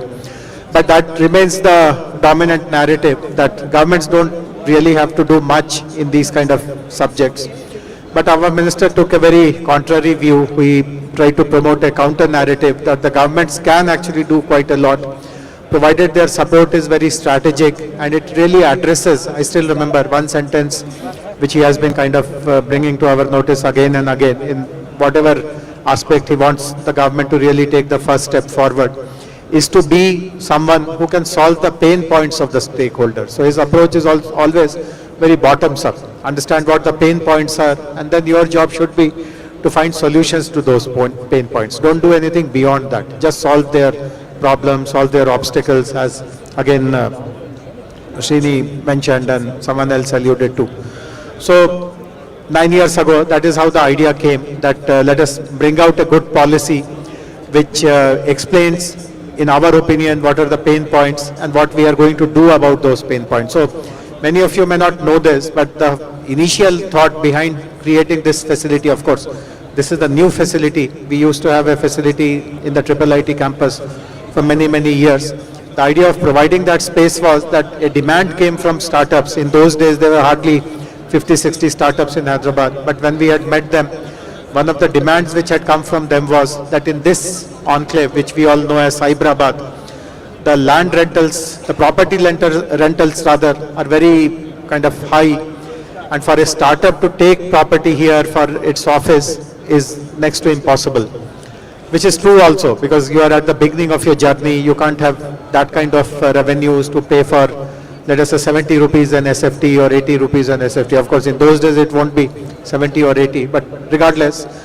So this was the solution, that okay, let us ourselves build a facility where we can give space to them at a much lower cost and help them remain connected with the larger Cyberabad tech community, the knowledge institutions like the ISBs, IIIT, etc. But of course, then we realized that this is beyond, far, far beyond just a real estate play. Space can be given to anyone, anywhere, but what happens inside the space is far more important. What kind of support you provide, what kind of mentoring you give, what kind of access to markets, what kind of connects with corporates, with the governments, and helping them build their teams, improve their technologies, every possible help which a startup will require, lots of regulatory expectations in some cases. When all that began to happen, the whole flavor about innovation spaces in our country for sure changed, and in no time T-Hub has become a role model. In fact, literally no week passes that we don't get visitors, very, very distinguished visitors with very serious intent to come and study what T-Hub is delivering. In fact, it's a nice coincidence that we are speaking today, because since morning I myself have interacted with two very important delegations.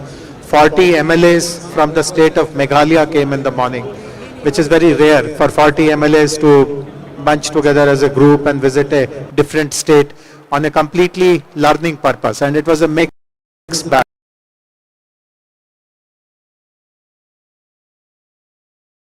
Understand what happens there.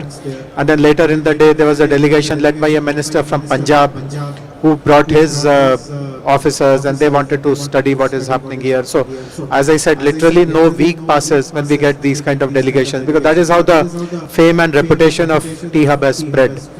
But obviously there are large number of people who have done human service for T-Hub to reach this position today. BVR Garu already thanked many of them, and I also, from the bottom of my heart, would like to thank particularly all the board members. This is again something which I feel very proud about. I mentioned this, that this is a board run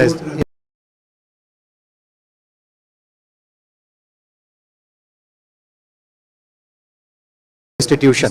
It is very easy for a facility which was created by the government to be literally taken over by the government, hijacked by the government, as they say, and converted, I mean ruin it, so to say, by their own inefficiencies and their own kind of vested interest. But we deliberately chose not to go down that path, give complete autonomy to the board to take decisions, and we have a very experienced board, people who are genuinely well-wishers of not just this institution, but the possible impact it can have on the state, on the city, on the country as a whole, and they have taken very educated decisions about this institution. Also, large number of people who have supported, some of you received recognitions a while ago, people who have contributed to the enrichment of the ecosystem, people who have supported in funding, people who have supported as mentors, people who have just been plain well-wishers, who have spread the good word about what goes on and has helped in some way or the other. So, big thank you to all of you. MSR Garu has laid out what are the new things which are in the offing. Some of the new programs are getting launched today. Some interesting MOUs are getting signed in a while from now. So obviously action never stops, learning never stops, and I'm very confident that while we have met today, when we meet the next year and the year after and the year after, there will be always something which will be stunning about this institution, which will really make us head spin to wonder how brilliant people have all come together and created something so fascinating. So once again, happy anniversary to the entire T-Hub team. Of course, MSR Garu is the face of the team, but there are many others, 56 other people to be precise, who have been contributing to the growth of T-Hub as an institution. Also other partner innovation centers of the government, the V-Hub, the T-Works, the TSIC, RICH, TASK, ET Wing, and all the centers of excellence that we have. Big organizing this event. Have a enjoyable rest of the evening. Thank you.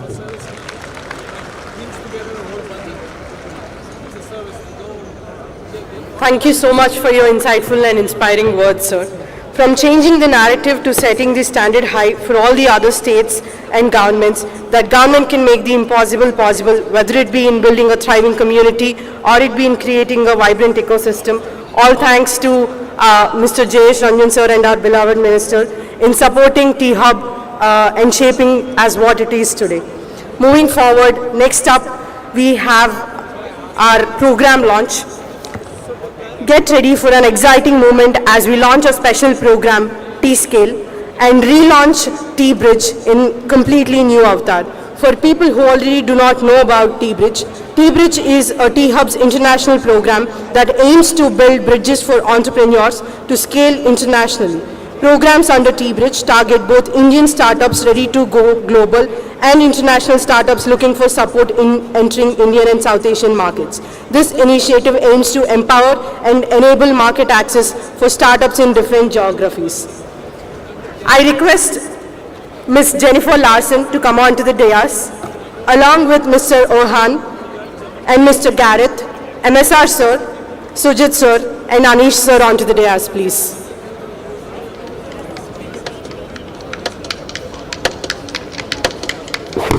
I also request T-Bridge team to come up onto the dais.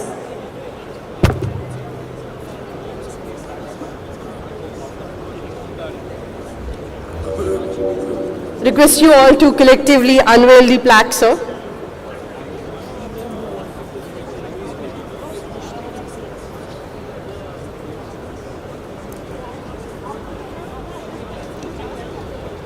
Give a big round of applause, guys. Put your hands together for your newly launched T-Bridge, a program that soft lands Indian startups in global markets and global startups in Indian and South Asian markets. Request you to launch the brochure, sir.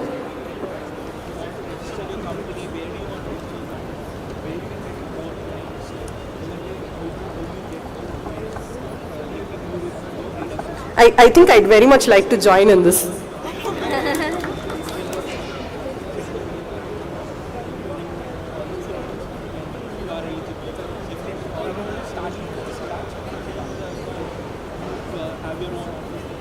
Moving on to the brochure.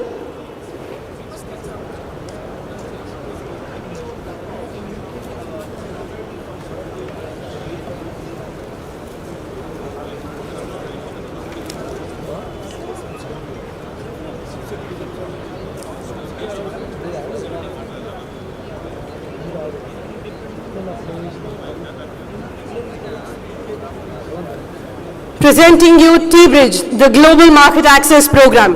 Give it up for T-Bridge, guys. Step into a realm where innovation dances with possibility and a spark ignites the symphony of transformation. Welcome to T-Hub, the world's largest innovation hub in Hyderabad. T-Hub is a universe within walls where more than 3,000 startups converge to shape the future. It is a place where thousands of minds unite to create the most unique and disruptive technologies, shaping the startup ecosystem and market within India and abroad. A lot of young, qualified talent, a lot of engineers that are coming out of these schools and they're just waiting to build something. T-Hub has partnered with more than 3,000 startups, and the innovation ecosystem in total has attracted $3.5 billion of investment. But T-Hub's reach isn't limited to India's startup ecosystem. It's collaborating beyond India's borders and is providing a gateway to global success. Introducing T-Bridge, the international wing of the world's largest innovation hub that is bridging the gap for startups to scale on global markets. T-Bridge has one mission: to construct connections through collaboration that will propel entrepreneurs onto the global stage. Numbers tell stories, and the story of T-Bridge is one of global impact. 20-plus market access programs, paving the way to global markets. 100-plus international interventions, connecting startups to the world stage. 25-plus global accelerators, for propelling startups to new heights. 40-plus countries, planting the seeds of innovation across nations. 200-plus international startups and 300-plus Indian startups, now the torchbearers of innovation. T-Bridge connects with global partners, engages in international events, and is continuously nurturing a thriving community with its engagement partners. T-Bridge is essentially our initiative to help startups scale globally, essentially prove that geography is history, and to be able to provide them all kinds of support to help them scale beyond their borders. T-Bridge enables industry and cross-border collaboration across multiple hubs, corporates, government entities, research organizations. It's a platform that brings in all these entities onto a single page to enable innovation and co-creation. So what T-Hub does through the T-Bridge program is to provide opportunities for startups from all across the world to build out their businesses in India so that they can get a firm foothold and a seamless experience of launching in the Indian market.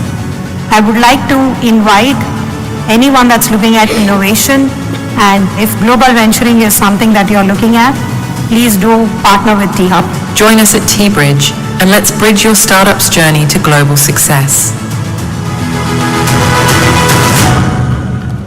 Wow. 40-plus countries, 25-plus international programs, 500-plus Indian and international startups. That seems so amazing to me. A big shout out to the team of T-Bridge. Please give it up for the team, guys. Next up, we have T-Scale. T-Hub's efforts to provide a highly impactful programmatic support to startups is already proven through its programs like Lab 32, T-Angel, and Rubrics. We are now thrilled to unveil the highly anticipated T-Scale program, our latest initiative designed to propel the scaling and growth support the scaling and growth of pre-Series A startups. In collaboration with Factorial, this unique program provides customized support through a pioneering growth maturity model. Our goal is to empower 25 qualifying startups, guiding them through a rigorous 12-month program to achieve Series A readiness. I now request Darpaneni and Ram from the Factorial team onto the dais.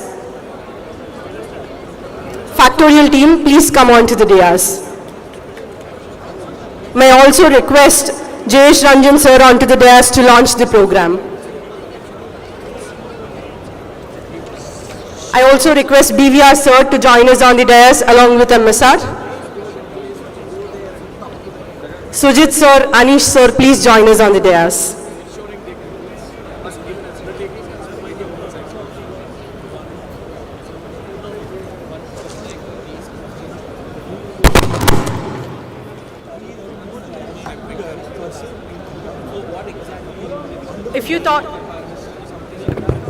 If you thought T-Hub is only going to support these startups from idea to funding, you're wrong now. We are going Series A, and I'm sure we'll soon go over and beyond.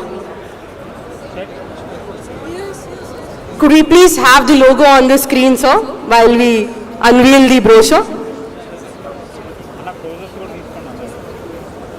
We present you T-Scale. Give a big round of applause, guys.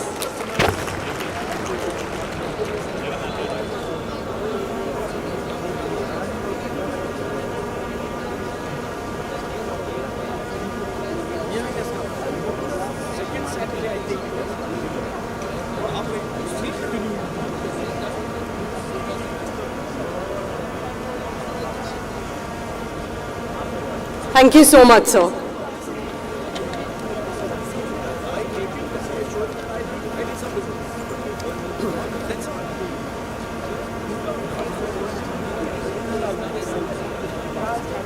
Next up, we have our latest MOU signings. First, let me take the opportunity to present you CARE.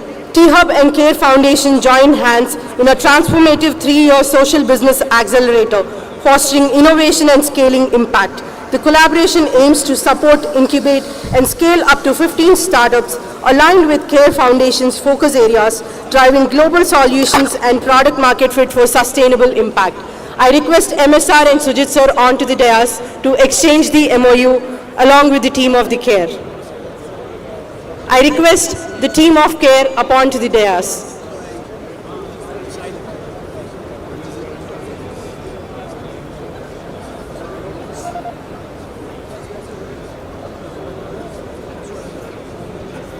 Thank you, Mr. Manoj, for being here with us today. A big round of applause, guys.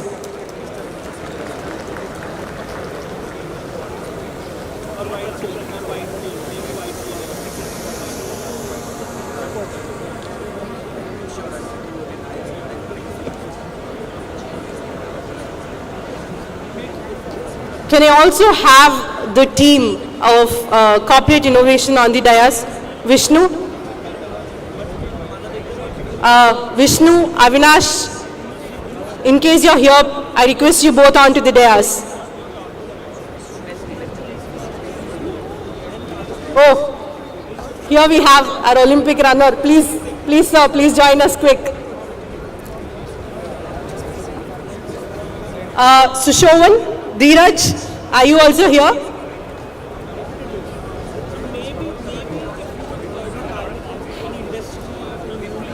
Thank you.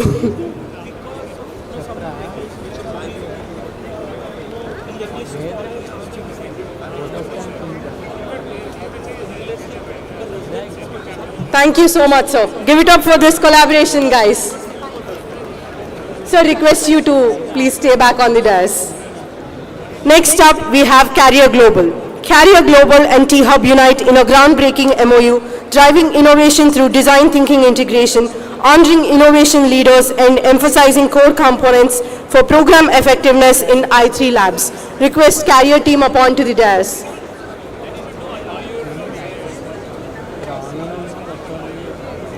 Please give it up for this collaboration between Carrier and T-Hub, guys.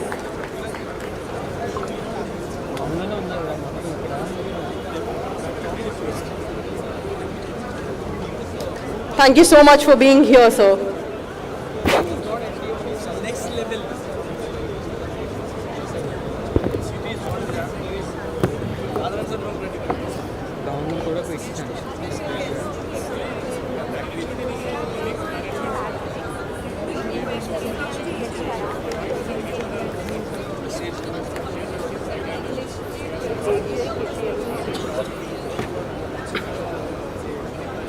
Thank you so much, sir. Thank you for being here with us tonight. Next up, we have Falconex. Falconex and T-Hub's MOU signifies a transformative alliance empowering cross-border startups with unique resources and global connections, fostering growth beyond boundaries. I request the team of Falconex up onto the dais. Team Priyanka, Preeti, Janvi, can you please join us on the dais? Janvi?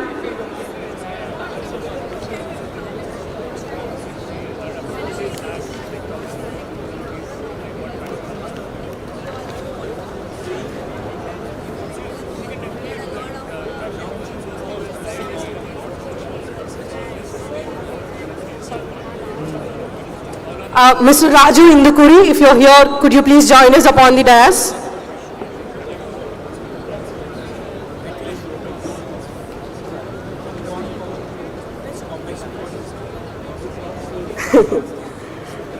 Thank you, sir. Thank you for being here today. Please give a big round of applause to Falconex and T-Hub, guys.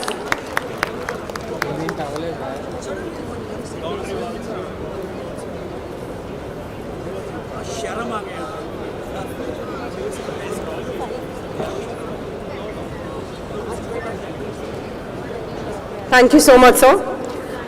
Next up, we have AGI, Association of Geospatial Industries. T-Hub and AGI forged a strategic MOU fostering B2B networking, mentorship, policy collaboration, and manpower initiatives to empower geospatial and space tech startups across diverse ecosystems. I request Mr. Pramod Kaushik onto the dais.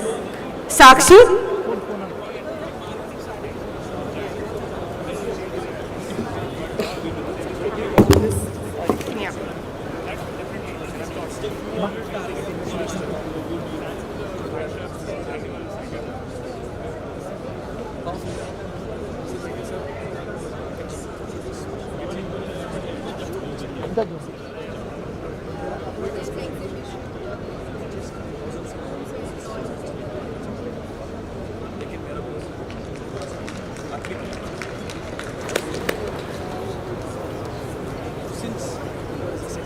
Next up, we have KPMG. KPMG and T-Hub embark on an MOU driving innovation and digital transformation through structured startup accelerations, exploring fintech, auditing, taxation, Gen AI, blockchain, and metaverse solutions, while also exploring other collaborations through our corporate membership models. Mr. Harnath, and if Mr. Prasanna is here, Mr. Prasanna, could you please join us on the dais? Applause.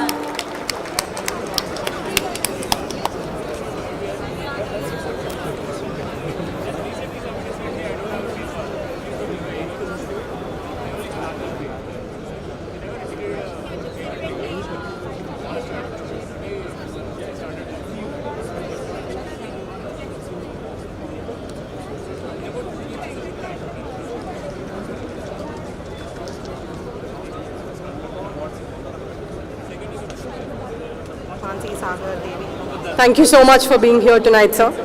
Next up, we have SIDBI. T-Hub and SIDBI join forces in a transformative MOU, co-investing 10 crores through Telangana State Fund to support early-stage startups and manage portfolios, fostering growth and investment in early system.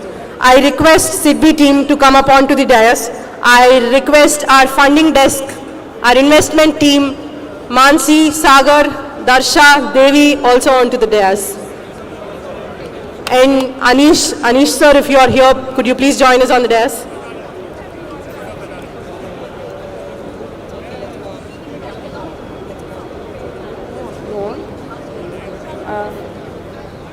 I think you can, SIDBI team, in case you're here, could you please join us on the dais?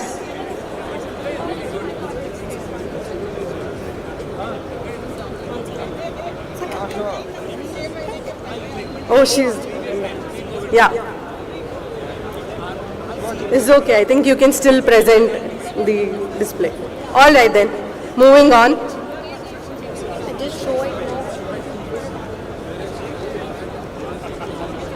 That's sure. We're done. Yeah. Thank you, sir. Thank you.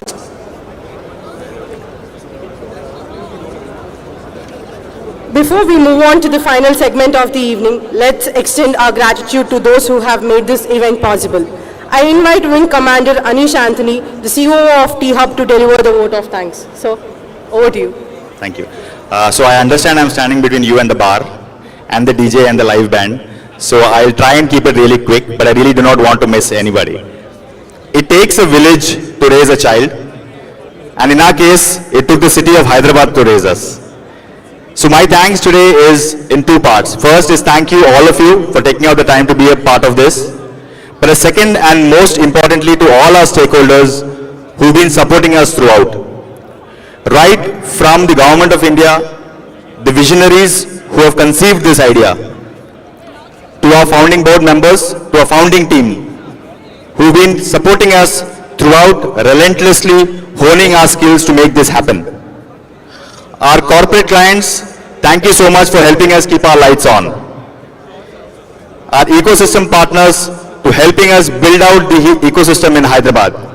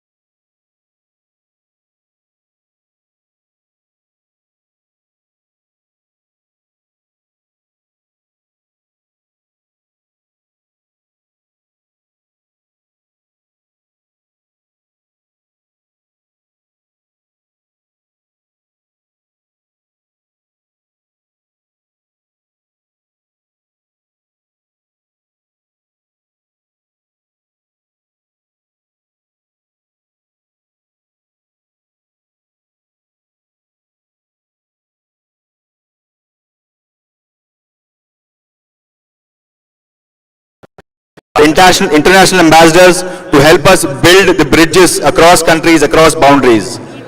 Our mentors for their selfless giving back to nurture the startups. Our investor network to trust and engage with our startups, and most importantly, the center of our universe, the startups themselves. Thank you for trusting us. T-Hub is an access point for deal flow between potential investors and startups, providing them with exclusive and high-yielding investment opportunities. India's future is entrepreneurship. With 65,000 startups, it is a good place to start. But India should aspire to have millions of startups. T-Hub Phase 2 should help towards that end.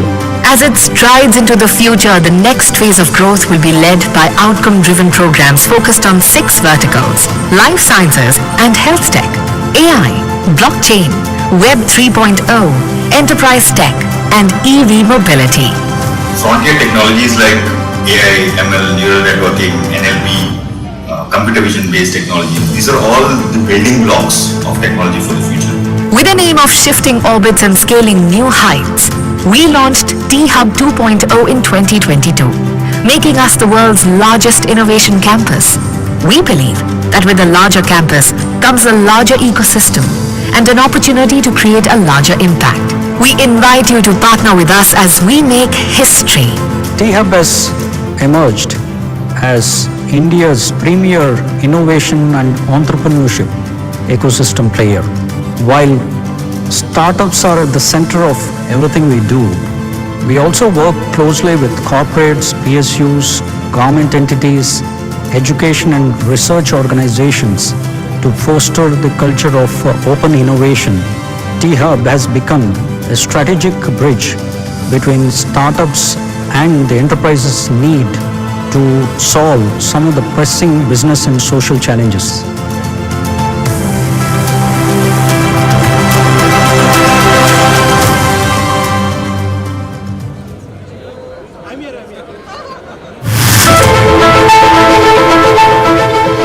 Imagine the power of collaboration when 1,000 startups and 1,000,000 ideas evolve in one innovation hub. Welcome to T-Hub.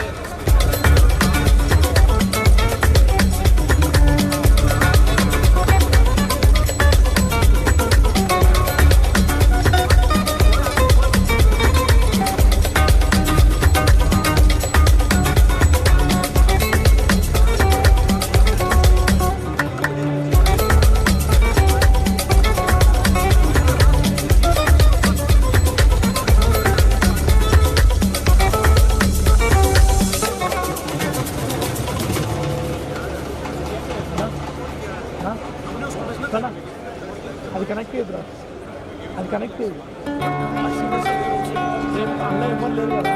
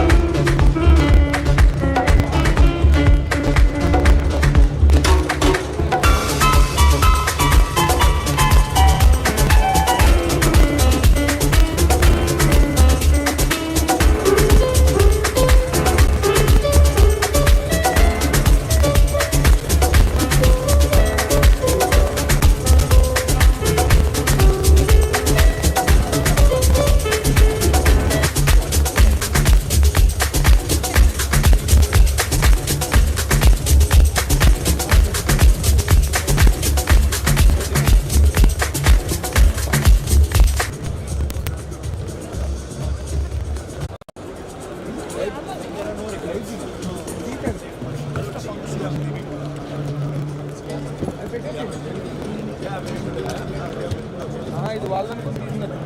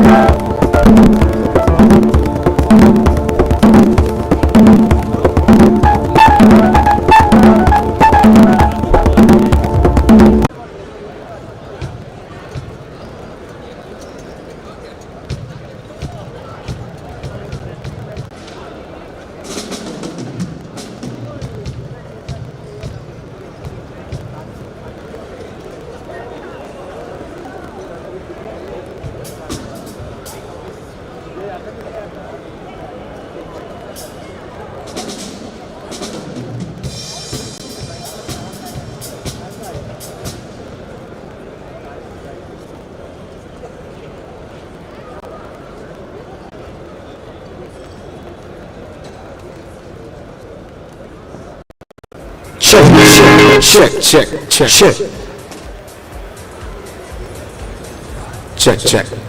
Alvin, can you stop the music in our ears?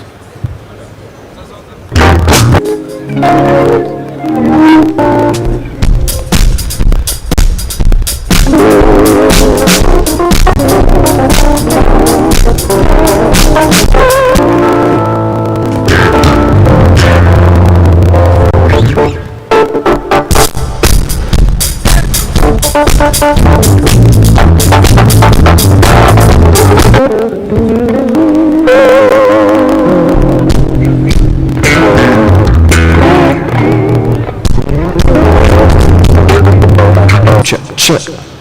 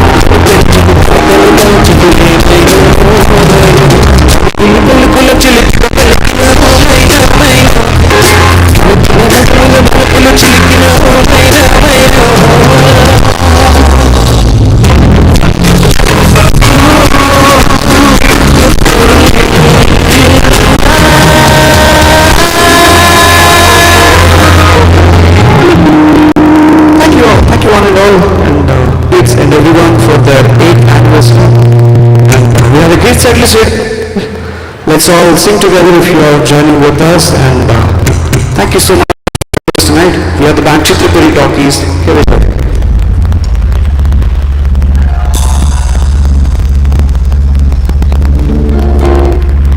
Check.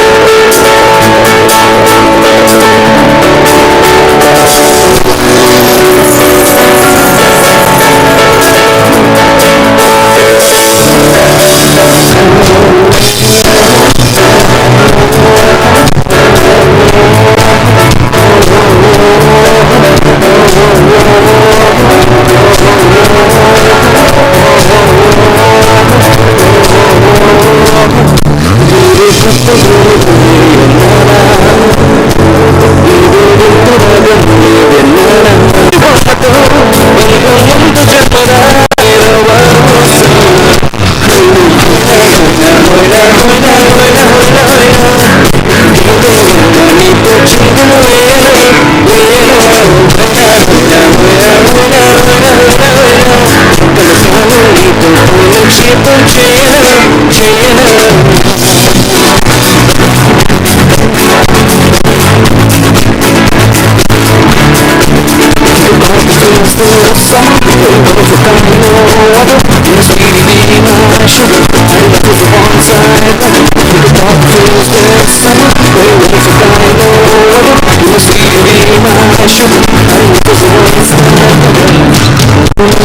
జీవితానికి రెండు ప్రయాణముందని దారి వేసిన చిక్కి పాదమా జాతకానికి రెండు భాగముందని చాటి చూపిన చిన్ని ప్రాణమా గుండెలో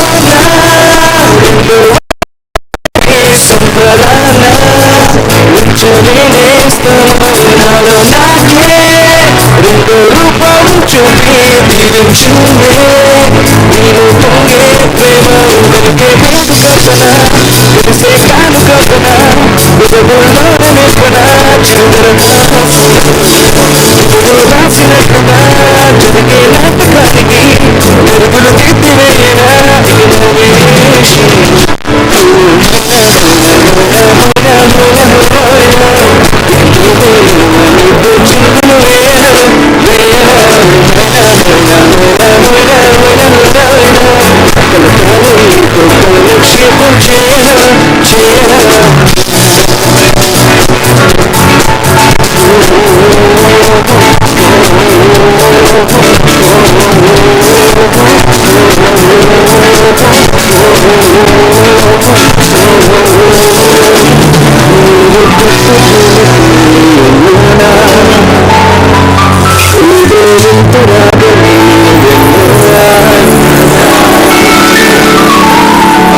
Thank you all. Thank you so much.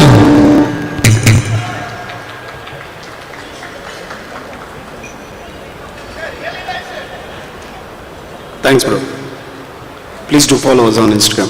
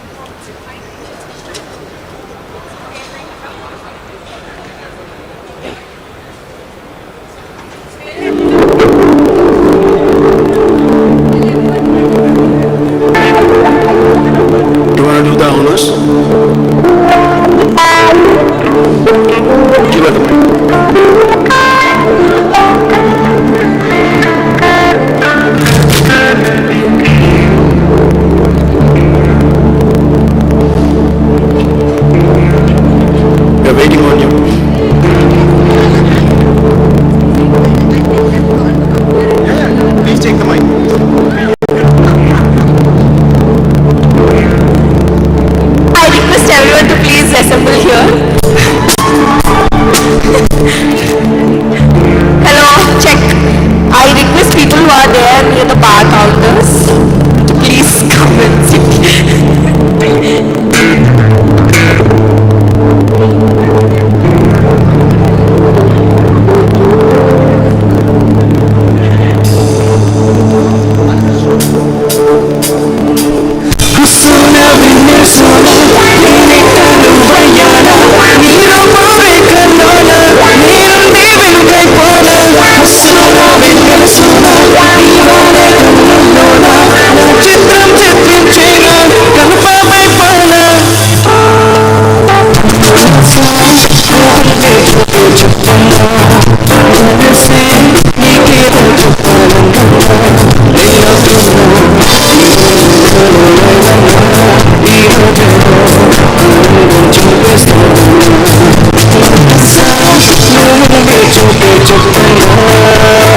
Say